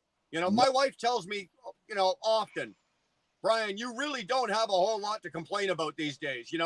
Right. I've got back problems. I've got this, but there's a whole lot of people out there, especially in this trucking industry. There's a whole lot of people out there that are in a lot worse shape than I am. And I don't mean physically. I just mean their lives just in general are they're a whole lot worse off than I am. I really got nothing to complain about, man. Oh, well, damn. I'm tired today. Well, get this one guy that I try to be amicable with everybody I meet. I don't got, I try to be as humble and talk to everybody, because as you know, anywhere you go, there's little cliques and bullshit that happens out. It's like school. We're all grown fucking men everywhere. But Yep. So there's this this guy that he just always has a negative mentality. Yeah, like always about anything, and I try to avoid him at all costs, but because I'm nice, he thinks that he could just come talk to me, and it's just weird. I don't know. I'm just more or less kind of looking for advice how to get him to like leave me alone. I can tell you. Here's an easy answer. You ready for this? You're. I mean, it's simple. It's really simple, but most people really don't think about it. All right. I mean, you are, for you right now. I don't know your full story, but from what I've known and and what I've seen, I've really enjoyed it. And you're on the way up, man. You are in a really good spot in your life right now. You've got a lot of positive energy. You're motivated and all that. But here's the thing. You have to protect that, right? Because you know what it's been like to be down. It's okay. And this is the answer. This is the simple answer. It's hard to do, but it's simple. It's okay to set a boundary. Just tell them, dude, I don't need your negativity. I don't want to be around it. I just can't. You're a nice guy, whatever. But if you're going to be negative, just stay the hell over there with it. Just give it to him straight. I mean, yeah, it's okay. I just, you know, I just didn't want to seem like a person, you know. You don't want to hurt his feelings. As possible, you know, because obviously I have my own opinion too, right? And but I don't want to pick a side because then, you know. Well, you're not picking a side when you set that boundary for yourself. You're saying, this is what I don't want. This is what I don't want. No. Yep. That's all it is. Or more along those lines is, this is what is acceptable in my life. This is not acceptable. And you have to say this to yourself. What am I willing? What is acceptable to me and what isn't? And then you really have to set the boundary. And it's not easy to do. It is very difficult to do. And it's taken me years, but now I'm actually very good at it. I will set a boundary and I will hold. For the hardest thing is not setting the boundary. It's keeping it in place. Yeah. Right. People try to cross those boundaries and you go, oh, well, yeah, you know, because you don't want to hurt their feelings or you don't want them to think you're an asshole. Nowadays, you know what, when certain aspects in certain areas of my life, my personal life or my professional life, I got boundaries in place. And if you cross the boundary, I will let you know. I'm not a dick about it. I'm not a dick about it. I'll be as cordial as I can, but I will let you know that this isn't acceptable and I'm not willing to go there with you. And that's the easiest way I can break that down. Right. And what the hard part about it is it's it's not about you making sure that these other people don't cross it. It's about you holding yourself to that boundary. That's the hard part. That's the hard part. Yeah. Millie, you set yourself a standard. This is the standard to which I'm willing to live my life. Right. Right. You already have it. You just don't even know it. You've got a standard to which you're willing to live your life with your wife. You've got that standard. Now you just have to apply that to every aspect of your life, in which certain people are allowed to do certain things. Dude, I've had to do it with family members, you know, people that I love and I miss terribly, but I've put boundaries in place because I just can't have that in my life. And how do you deal with that? Like, does it bother family? Yeah, like shutting out family. Like if you're in that situation, do you like usually it's very, for me it's been painful. I'll give you an example, okay? I'll use my father as an example. I love my father, right? I'll use my father. I've always loved my father and I will always continue to love my father. But my father is not in my life because my father has an aspect or a way of living that I don't agree with, and he brings it into my life and it affects me negatively. It affects my children negatively. It affects my wife negatively. And I've had to learn that, you know, I've spoken to him about it. Okay, this and this. And he does the, okay, I get you. You know, we're on the same page, Bri. And then time will go by and then it'll all start again. And then so then I'll put a stop to it. And after 3 times, now I don't suggest you do this. I'm just using this aspect or this example. This is the one example because I don't give anybody 3 shots at this, right? You cross me once, we're good. I can get around it. You cross me a second time, we're pretty much done. My father on the 3rd time, I had to put the boundary in place and I've not allowed my father back. And now he's tried. And he's tried as of very recently. We're talking up to a couple of days ago. Oh wow! I will not allow my father in because I am not willing to take that kind of brain damage. Right? I just don't want that in my life. And after what I saw and how it affected my children, You know, you want to direct your you want to point your gun barrels at me and take a shot. That's fine. But when you start when you start pointing those barrels at my children or my wife, sorry. And I put those boundaries in place, and it's probably one of the hardest ones I've ever had to do, but I have not crumbled, and I will hold firm on that, because at 53 years old, I don't need that. The rest of the years I have left to live, I could live another 20 years. I could live another 10 years. I don't know. But how do I want to live out the rest of those years? Or how do I want to, in your case, how do you want to live the rest of your life? Do you want to live the rest of your life being somebody else's squawk bag? Somebody that they're just bitching at, Or do you want to live your life, on your terms, as a with as much positive energy, enjoy your family, enjoy your job, learn your craft, become a professional, do the best you can. There's a saying, and Dar and I were talking about it earlier tonight. Live every day as if it's your last, because one day you're going to be right. And that's the way I've had to apply for that example, and being my father. But I also apply that to a lot of other aspects of my life, my business, my personal life, whatever. I guess. Is it easy? No. No, it's no, but you cope, right? And honestly, like, not to get too fucking personal and fucking weird and shit, but it's like one of those things that, as much as it bothers me, it almost motivates me to just make myself the best version of myself. It's not necessarily for them, but it's definitely something that I use as fuel for myself to keep myself going forward. It's like, okay, I can't take the fucking brain damage of dealing with some of these people, and it's multiple people in my and I love them. I love them. I wish no harm, no foul ever, heaven forbid, but I can't fucking deal with them. Well, I went through kind of same thing like Wheelburner was talking about there, and it same thing. You always seem to learn this shit when you get older, but me last year, about a little over a year ago, I kind of hit that point, and I was like, what's the problem? And it kind of like you, I was at a point where, like, I don't want to hurt people's feelings, but you know what? I don't agree with this shit. My peace is consistently being disturbed. So that's what I ended up doing. And that's the way that I look at it. And when people are like, well, what is it you're doing? And that's the term that I use, is peace. My peace is worth more than anything. And when I mean peace, that encompasses my wife, my daughter, my family, my home, my work life, my personal life.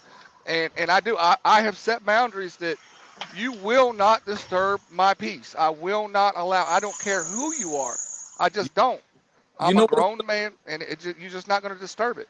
You know what's the biggest thing I learned this year? I turned 35 this year. And the big thing that I learned is that I do not know as much as I thought I knew. You gotta love that. You gotta love that. What rude awakening. Dude, hey, I'm 53. I'll be 53 next week.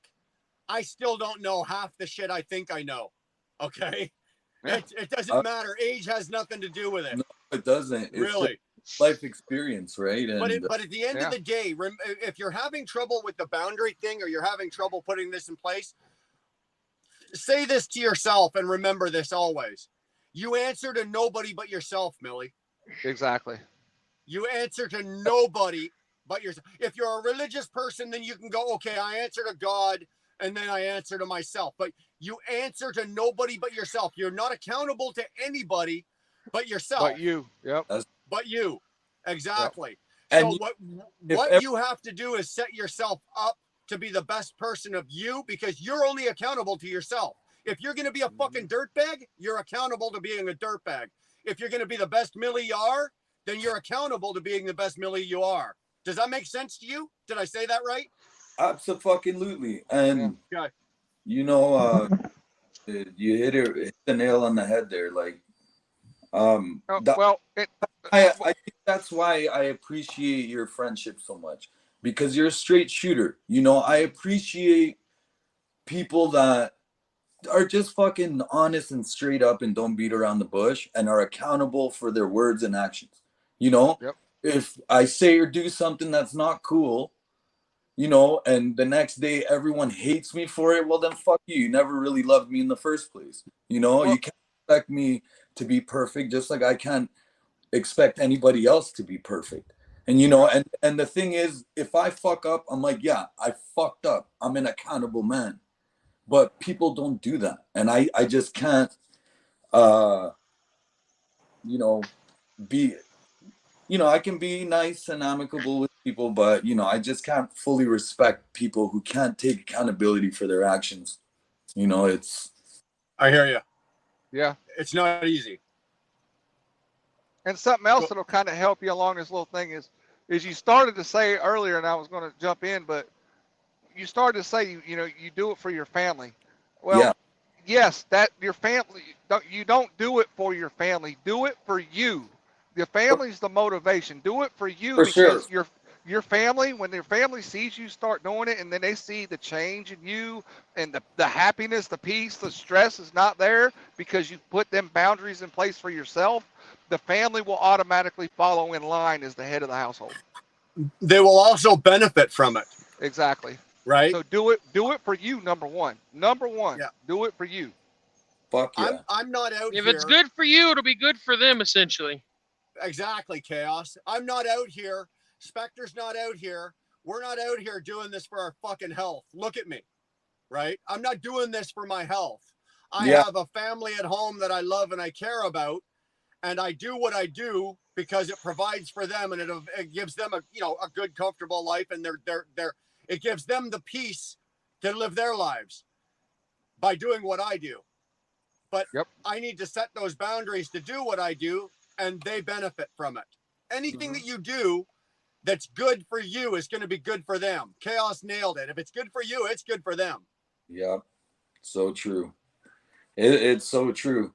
Like when every time I've been coming home with some good news, you know, I just found out that I'll be getting because I drive a day cab right now, you know, so I just slid it. Is it at least your day cab? I'm No, sorry. it's a company ride. It's a Well, I company. meant like he's not switching every day. He's No, able to make no. it his own It's- space. It's my assigned truck. Like every nut and bolt is inspected and checked by me every single day. So But you've made it your own by like having it. Is what I was getting at. yeah, it's assigned to me. So I just dropped it across, dispatch. Just kind of, I'm like, hey, I was talking to other guys while he was waiting to jump in the wash bay, and we were talking about our trucks, and he was making fun of mine. He's saying it's a rough ride, and he's like, "What you wanted?" He's like, "What you want one of the bunk trucks?" I'm like, I mean, I'm not asking for it, but if you're offering and one's open, he's like, yeah, 103. Here you go. I'm like, how's this happening? It's so good vibes, man. So when I come home, the point of this is I come home like, oh my god, good news for the last fucking whole year. Everything, just trying to keep that motivation going, and to go with what you guys were saying, kids do that, right? So setting this whole country thing, because now it's starting to get to me 2 months in dealing with Right. this. Now I'm like, it's starting to crack the paint a little bit. That's okay. So yeah, that's okay. and I'm I've never been not outspoken. I've usually said exactly what I thought the moment I thought it, whether it was good or bad, and that's caused me a little bit more problem than good.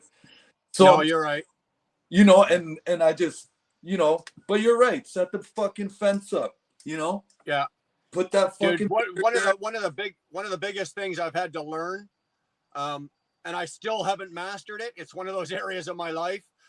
Yes, I have opinions, but an old man, actually, he was my very first sponsor when I got clean and sober 30 years ago. He said to me, he said, Brian, he says, allow the second thing in your head to be the first thing out of your mouth. Yep. Let the second thought in your head be the first one that comes out of your mouth. Right? Because if I say the first thing that comes to my head and it comes out of my mouth, most of the time, first of all, it's wrong, right? And it's gonna get you in trouble. Or it's gonna get me in shit, right? Yeah. Now, I'm not saying that I've mastered that. I haven't. Anybody who knows me knows that I haven't nailed that one down yet. But that at least I work on it. You know, it's something I work on. It's fucking Because hard. Yeah. It's fucking hard. it is, dude. Yeah, because usually that first thing that comes to mind is an emotional response, and it's not going to be True. right. Absolutely. Absolutely. That's If why it's it- a reflex. Yep. Well, have you ever heard the saying, emotions destroy intellect? Yep. Yeah. It's true. 100%. I'm living proof of it. Like most people, you look around, most people are living proof of it, right? If you speak emotionally all the time, well, you're gonna piss a lot of people off. You really are. I haven't Agreed. mastered that yet. I'm still working on it. Yeah, you know, it's a daily thing for me. And you know, just keeping my family in the back of my mind has helped a lot. Again, this whole epiphany I had this year of just not knowing as much as I think I know, and just reflecting on that helps too. Because normally what my impulse is I'll tell you right now, it's never a good thing. It's usually a fucking R-rated something. I want to go kick someone's face through the fucking window. Right? Same here. Same here. Like that's what comes to mind. It's like, is this guy fucking serious? And I want to just shake him. Yeah. Yeah. And But you also have to remember to know when to vent that. yeah, well, you know, I know. I've done it before and it never worked out in my favor. So, you No, know, Well, I don't I've mean never- like venting it at them. I mean like having some way to work out Well- that frustration. Like I hate to take up this spot, but I'm gonna say this. that's When James says that YouTubing can be therapy, making a video and never posting it can be therapy because it's you getting it I've out. never even thought of that. That's true. I've actually heard of that before. Well, I know what he's talking about. Maybe I can explain it a different way. What he's talking about is kind of like transmutation, right? You're taking that negative feeling that you have. Everybody has it. We're human. We get stressed. We get frustrated, right? Right. You take that negative feeling and you put it into something positive, something creative. It don't matter what it is. If it's a YouTube video, it's a YouTube video. If it's going out slinging, weights up and down, it's what it is. It's whatever you find a passion in, that you turn that negative energy into something positive in the moment. You turn it into something positive. It very well could be like, for me, I like to write. When I get frustrated, I'll just start writing. I may not let anybody read it. I'll write it, boom, it's gone. What about on the road? What's something I can use? Because I find that that's where I get the most frustrated. Okay, if you do YouTube and you have a small channel or whatever, just like Chaos said, record a video but never post it. Okay, yeah. Like you can just do an audio recording. You don't actually have to do video. Like most phones nowadays have an audio recording, which you can essentially do an audio journal. So that way you have it and you can go back and you can go back and see what you were talking about, which that's the whole point of it. And if there's a snippet in there that you think somebody might get something out of, use that. Super real, man. Yeah. And then more times than not, like for me, when I write, if I go back and read my own writing, most of the time I laugh and I'm like, really? That was silly. Why was I pissed about that? That's where I was going at, because just like Brian said, say the second thing you think of first, right? Yeah. But if I actually do that, then I might actually end up, you know what? You're absolutely fucking right. Because I could like just laugh at myself, be like, wow, I was being a fucking crazy. That's why I said getting it out, like recording it so you can go back and reflect on it, or just having something that you're talking to so it actually gets out of your head. You know what? Spectre likes to write. Chaos has a good idea about making videos or audios. Sometimes, depending on what it is, I'll do a rant and throw it up on YouTube. But you want to know what it is for me? That when I'm wound fucking tight, and I mean like really fucking tight, Like a I $2 sing. No, I sing, but I don't turn on any music. I'm No singing. music's playing. I will roll the windows down and I will sing. And I Yeah. don't mean like I scream and yell, and I just start fucking singing. And it usually takes less than an hour. I can usually unwind myself in less than Darlene has phoned me before, and I've answered the phone or not realized it, and the phone is answered, and I'm singing. And there's no music playing in the truck, right? I'm just singing. And that's me winding myself back down, bringing myself back down to a level to which I can function and think and be okay. Music. Because when I get wound tight, dude, when I finally do go off, it's disastrous. That's Not why it's just for- venting. Not just for me, but for everybody around me. Uh, And I've seen the result. Like it's like the pebble in the pond. You drop that pebble and the ripples go out, right? and then When you I go off, It'll those go- are big bloody ripples. Oh wow. So I very much be careful. But I sing. It sounds goofy, but it works for me. You know what? I fucking love it because I sing, but with music. I call a spade, and I realize my voice isn't no Shania Twain. Oh, dude, I can't sing worth a shit. I couldn't carry a note in a bucket. I don't care. I'm doing Dude, it you'd for me. probably do Nor's music really well. I'm doing Get it, some dude, of those I'm doing it Nordic for me. chants going. Yes, I'm not doing it. I don't care what it sounds like. I don't care if I'm offending the birds, the bees, the cows in the field. I don't care. I'm doing it for me, right? Yeah. Like, No. like, dude, if you were sitting in the passenger seat, I wouldn't be singing, right? Okay. No, I definitely agree with you on that. I love singing myself too. Sometimes I get into the whatever music. I listen to all kinds of music, man. Yeah. When I want to sing, I'll play country music because to me personally, I think country music is something that I can sing along better to. When It's because it's slow. it's slow and it's about drinking and chilling, like when I really want to relax country music, man, I just, Dude, when I want to sing, like when I've got the music on and I want to sing and I'm in the mood, Merle Haggard.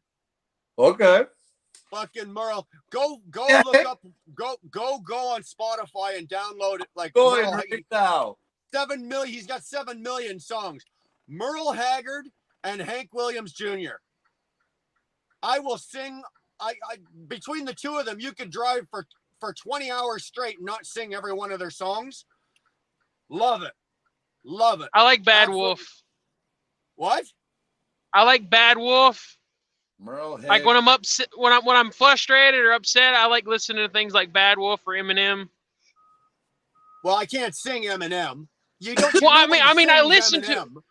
I listen to it and it kind of helps me get the frustration out because it's music about frustration. It's like, yeah, that's the way I feel. I can't put it into words, Doesn't it but make that you fits. frustrated though? No, Yeah. it's like the way it works for me is that Hear me out for a second. Don't really think about it. I'm sure you probably haven't. Because I did this. Because I grew up in a very urban fucking ghetto. Okay. So all I heard my whole life was hip hop, rap music, reggae, reggaeton. And my whole childhood was basically everything I thought was based around that kind of music, right? So I didn't realize it until I started enjoying country music and actually singing, that I'm like, fuck, Yeah. I fucking like country music. Like I like this shit. But growing up in I the- grew up on country music. yeah, no, but okay, so which therefore reinforces my point. I grew up in projects with hood ghetto people that would always make fun of country music. They would always I grew up redneck. yeah, I was always brother, out I'm from of the city Florida. limits. probably. I was never in the city limits. I was always out of the city limits, out by myself. Are you the guy from BC? No, No, no, 690's like 690 ducked out. Okay. Where do you live? If I'm in the States. you're in the States, right on. Yeah, I grew up for the first couple of years in Alabama, and then I jumped around Oh, about every couple of years until That it. about high school. Chaos. You're from Alabama? I was born in Alabama, but my parents are from Michigan. Okay, so I have a question for you, okay? All If right. you're from Alabama, if a husband and a wife get divorced, are they still brother and sister? Dead air. Fucking dead air. I knew that was My family tree forks, thank you. I had to ask. That was just too easy. Like I said, I was born in Alabama, but my parents are from Michigan. No, but hold on. My dad and my Hold on. mom grew up around Tallahassee. We got off track. I wanted to make a point about the music. So once I started singing and like, you know, enjoying other genres of music and just being open-minded about it, I realized that when I would listen to hip hop music, like I would, you know, I'd be at the gym, and at the gym, hip hop, rap, gangster shit, it gets me really amped up to lift weights and shit like that. But I'd listen to that to, like, say, go to a fucking wedding. You know, it's not for me anyways. You know, I always found that like, if don't get me wrong, I like Eminem, right? I do, and I've got his music on my playlist in my phone, but when I'm listening to that, it amps me up. It doesn't bring me down. And that's right? It jacks me up and gets me going. Like I'll play that, or I'll go to heavy metal, right? Yep. If I've got 300 miles left to go and I'm starting to drag my ass and I need a boost, I can jack myself up. You know, I can listen to an hour of Eminem or an hour of Maiden or an hour of whatever, and it'll you know, jack me back up again. Yeah. I'm not listening to Merle Haggard when you know I got to fucking drive for 8 hours. You know, that's when I've got the cruise on and I'm having a nice time and I just feel like singing and I'm in a good mood. Oh, Chaos is like yeah, that's why I dropped. There you go. That's the man right there. Like I didn't hear everything. Hits. That's my playlist. I didn't hear. Bro, see which one I can fucking sing for you. Don't. I didn't hear everything you were saying, but I'm one of those people where I don't really listen to music a lot. I'm one of those people where like I can't just sit down and listen to music. Now I'll have something on in the background when I sleep because I have to have noise. I was brought up with always having some kind of noise going on, so I'm a sound sleeper in a loud room. If it's a quiet room, anything will wake me up. So I always have something playing when I sleep, but I'm the kind of person that when I'm feeling shitty, like hip hop, whatever, helps get that emotion out of me because it's putting my feelings into words that I can't make myself. So I get what you're saying about how hip hop and rap and stuff can kind of fuel some people's emotion, but for me, it's putting my emotion into words that I can't put myself. That's why like a lot of like I kind of think of it like how like the stereotype like an emo kid is going to listen to like really dark music because they're emotional or they're depressed. Like they're kind of listening to music on how they feel. Slit my wrist. Well, I don't mean like emo. I'm just using that as an example. Like you always see like the goth kids listening to the dark music. They're listening to the music of how they feel. It kind of helps them get those feelings out by putting it into something that they can't put into a physical or an audible or they can't communicate the feeling, but the music expresses it. Yeah. So that's kind of how I listen to that music. Like I've sat down and I've listened to just about all of Eminem's old stuff because that's the only rapper my dad likes because he grew up like 50 miles from where Eminem grew up. So that's the only rapper my dad likes because they're both from Michigan. And that's the only reason he likes it.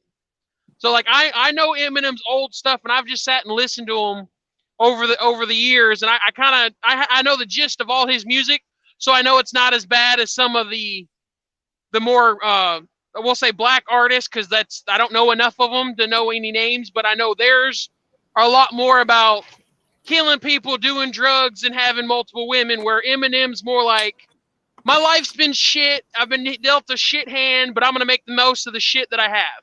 You know what? So that's why, like, I'm like glad I solely heard- Eminem I'm glad when it comes to that kind of stuff. I'm glad I heard you out, because you make a good point, and you're right, because he does really describe his own situation, right? And you know, a come up story, I love that shit. I love that shit. And only here in North America, Canada, and US can you fucking do that. Create your own fucking come up story. Yeah. You know? What do you say, Sterling? How you kids doing tonight? We're just hanging out, talking some shit. Yeah. I always enjoy your channel, Wheel Burner. It's always so positive and stuff. You always got good people around you. Thanks, man. Cheers. Appreciate that. We try. Fuck off, Chaos. I mean, Well, I mean, I'm saying I try to be a good person. I try to be entertaining. I try to be helpful. you're doing a great job, man. Yeah, no, you guys are fucking great. I love the support, man, that you guys have all just fucking pour out all the time. It's great. It's a good motivator for me, you know, and that's why I'm even doing this channel, because I actually love trucking, you know. Not very many people do. People are like, oh, it's a job that pays, whatever, and so they'll do it. But I fucking love trucks. I love everything about So do it, I. you So know. do I. You know what? You can tell instantly somebody that doesn't love trucking, because they're like an energy vampire. It's like always bad shit happens to them, and they just drag everybody around them down like crabs in Yeah. a bucket. And I don't think I've decided yet whether or not I'm like full on love with it, but I do like the job. I love it. if you Dude, don't, I've loved it. I've loved trucking since I was a little boy, before I ever stepped foot. You know, it's been in my family, so there's always been trucks around my family. yeah, I've my mom's got pictures of me as a young child, you know, sitting in the driver's seat of my grandfather's truck, or an uncle's truck or something. So it's one of those things. I was born into it. I was meant to do it. And even to this day, I still, and I know this will sound retarded, but I really, truly do mean it. Whether I've had a bad day, a good day, or whatever, or if I'm tired, I'm dragging my ass, I still wake up every day and I enjoy doing what I'm doing. fuck yeah. I enjoy driving my truck. Yes, I've looked out this window and I've seen that scenery over there 100 times. I will look at it 101 more. I still love doing what I'm doing. Yep. Do I like every aspect of the job that I do? No, but that's the job. That's not the love, right? Yeah. I love what I do. I know it sounds ridiculous and kind of mushy, but it's true. I truly do love what I do, and I'm good. Brian, so why it shouldn't I? always makes me laugh when I think of all those teachers that used to laugh at me in my face when I say, well, when I grow up, I want to be a trucker. They're like, what? You don't want to go to college? You don't want to do something with your life? You know, it's what? Nope. I want to drive a Hey, truck. Brian. Yeah, man. Brian, is this the guy that's the FedEx driver? Yeah. Okay, I'm trying to keep track of people. That I guy don't right remember there? names. I remember voices. The one below you, yeah. Yeah, that's Sterling. Yeah, Sterling. Okay. He's got a channel as well, Chaos. Go check out Sterling Trucking Delivers. Because Yeah. I remember voices and things, but I don't always connect names to faces. You're driving right now. Hey, where are you? Yeah. I am just now getting into Missouri. I just crossed the state line from Illinois to Missouri on 57. I've got about another hour until I get to Haiti, and that's where I'm shutting down for the night, so I can be in West Memphis tomorrow morning at like 9 or 10. How long you been a truck driver? I've been driving for about 2.5 years. Wait. I went and got my license and started driving for this company literally June of 2020. Got in while it was hot, eh? Well, a company driver, yeah. I I drove OTR for about a month, and then I had a route kind of fall into my lap, and I've been doing that for the last 2 years consistently. And So like I've not really had the whole full OTR experience, but my routes kind of took me across country. right on. Nice. Do you plan Yeah. on doing OTR? I mean, do I plan to change to it? Yeah. To like are you just you like you're Right just, now, I kind of just like what I'm doing because it's stable. I know what I'm doing every week. It's good money. It pays my bills and then a little bit extra. Yep. Like I just for getting into this to start with, like I knew it was going to be OTR, but I'll be honest, that first month on my own, it was kind of a big shell shock of jumping into the deep end of the pool and not quite knowing how to swim, but you figuring it out. did it. You fucking did it, and you're doing Yes. it. Good on you. Yeah, that first month, I was a baby deer, shaky legs and all everywhere. Fucking bad. And now look. Got And the- yeah, Hey, Brian, now too. somebody was mentioning earlier about like making a YouTube channel and kind of trying to hold yourself accountable. And I just caught the tail end of it, but that's the whole reason I have a YouTube channel. Because I've been that emotional, I joke around with Chicken Hawk all the time, emotional bunt cake. I've been that negative energy and stuff. And this stupid little YouTube channel that I have, I can go back and watch my red light ramblings, I used to call them, where I just set up a camera in the truck and just blabber about all the bullshit that's in my stupid head. And I can go back and watch that, and it's like holding up a mirror, and it's like, this is what people see of you. So maybe you should tone your attitude down a little bit and check your ego. That's the whole reason that I have a YouTube channel. It's like therapy. Yeah. It is. It's It like is. free therapy. This It is. And the thing about it is every direction that we can point ourselves tends to be an echo chamber. The channels that we watch, the people we talk to at the truck stops or in public and stuff, it's, you instantly kind of, it's like a magnet, you tend to be around the same people all the time. Yeah. But with the YouTube channel, I get a variety of people. I get people that are in trucking. I got people that are interested in trucking. I got people where their dad was a trucker. Right? That normally wouldn't just say anything, but on YouTube they will, right? Yeah. Oh, yeah. absolutely. Dude, You always get that keyboard warrior. You look in my chats right now. Go through the chat right now.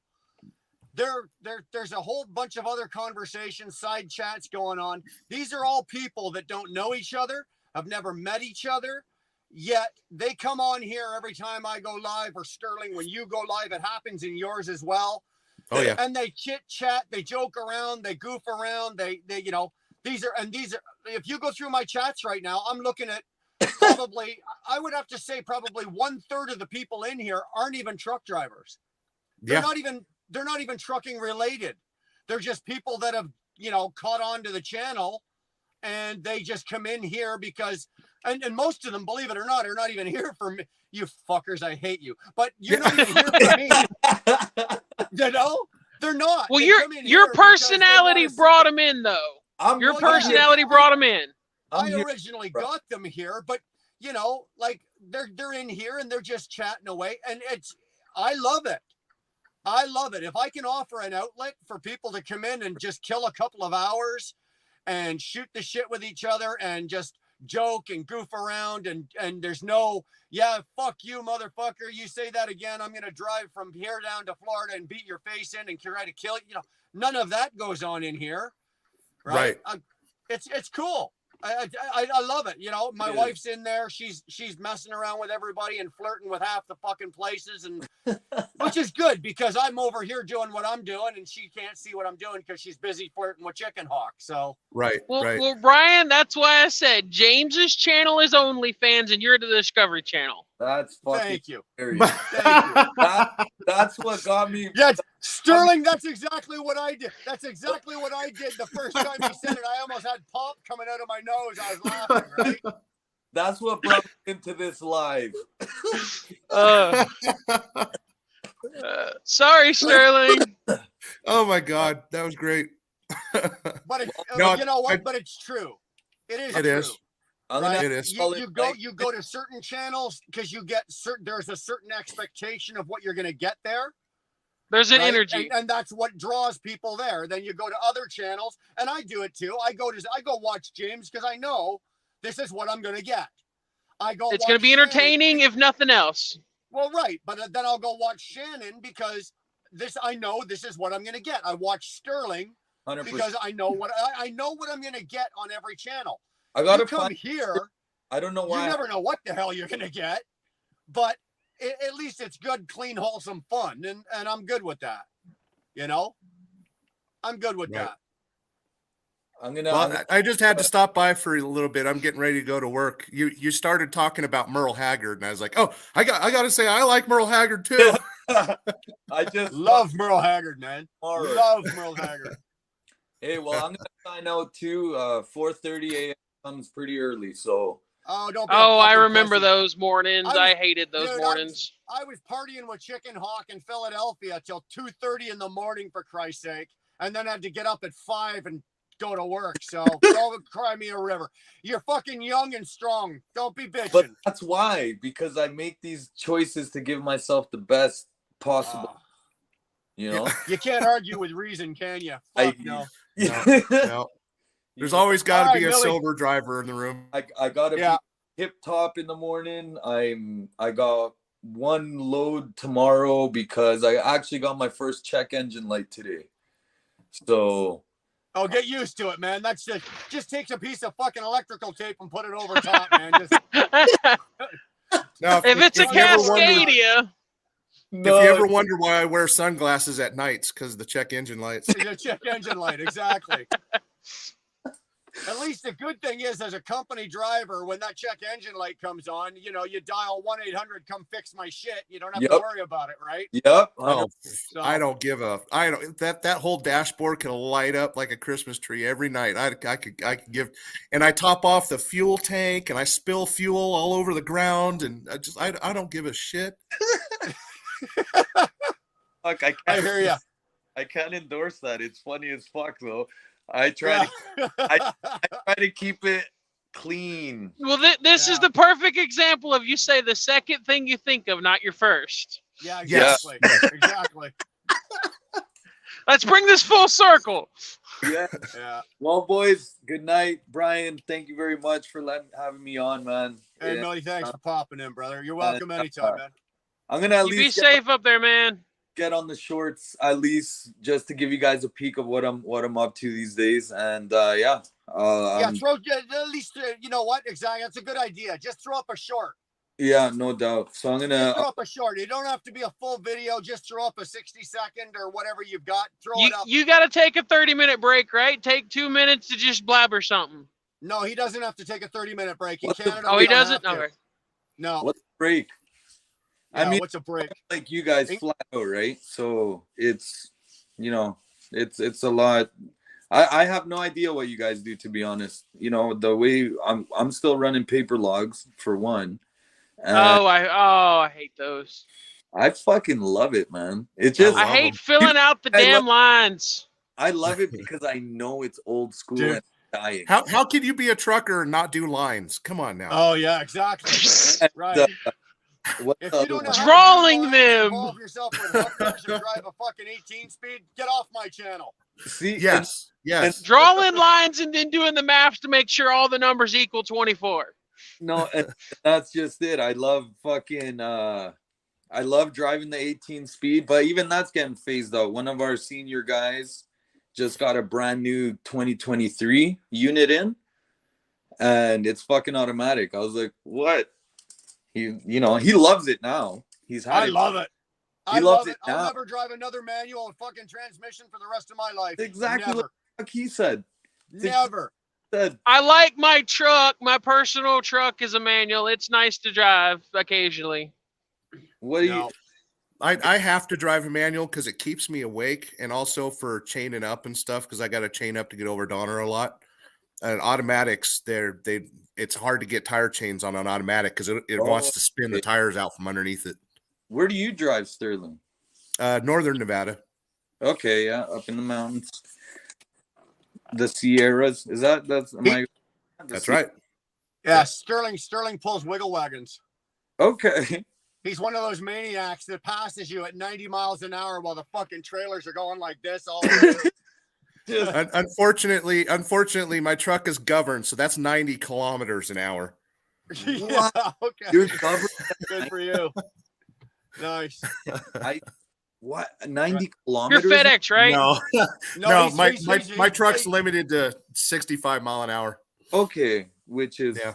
like 105, like what mine is. Right. Yeah, right. yeah. See, this is Sterling, you're FedEx, right? Yeah. like the Okay, I was just want to make sure because I've been seeing things about UPS and the whole Anyways, union guys, thing about all the heat. Hey, Mo, What was that? I was just wanting to make sure. I couldn't remember if you were UPS or FedEx because I've been seeing a lot of things on my my news feeds and stuff about the UPS and their unions kind of fighting for the drivers and the whole heat stroke issues the last couple of years, and the fact that they've had so much mandatory overtime. FedEx is completely non-union. They use contractors. I know, but like I knew you were one of them. I couldn't remember if you were brown or orange and green. Well, I was originally an owner operator, but things happen and I gotta sell my truck and close my company, so I'm back to FedEx. Well, I was meaning more the delivery guys, not so much the. No, he's not a delivery guy. Fuck no. I know that, but I'm just saying I couldn't remember which company. And what I've been reading about is the delivery guys having to work the overtime and the fact that no UPS truck has AC, and all these places where they're hitting the back of the truck is 150 degrees Fahrenheit in the middle of the day because they're basically ovens. Right, but that's why UPS drivers are always so fit. But now, Well, they might be fit, but they're still going down from heat stroke. What do you say? Yeah, but FedEx drivers are all fat because they're spoiled? most of us are. I can attest to that. I wasn't expecting you to show. Right on. Nice. I'm not Nice. fat. I'm prosperous.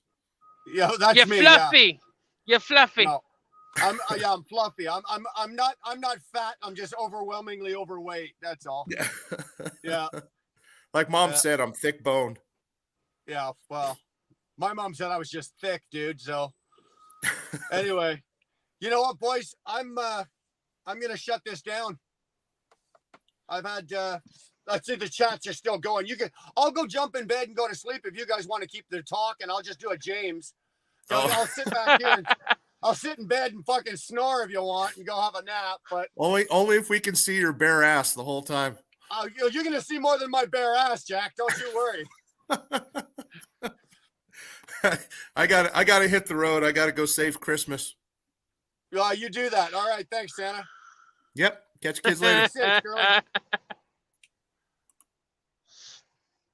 All right. So yeah, I'm gonna book on out of here, guys. You guys you guys got anything else? Anybody else? Oh, anybody else got anything else they want to throw out?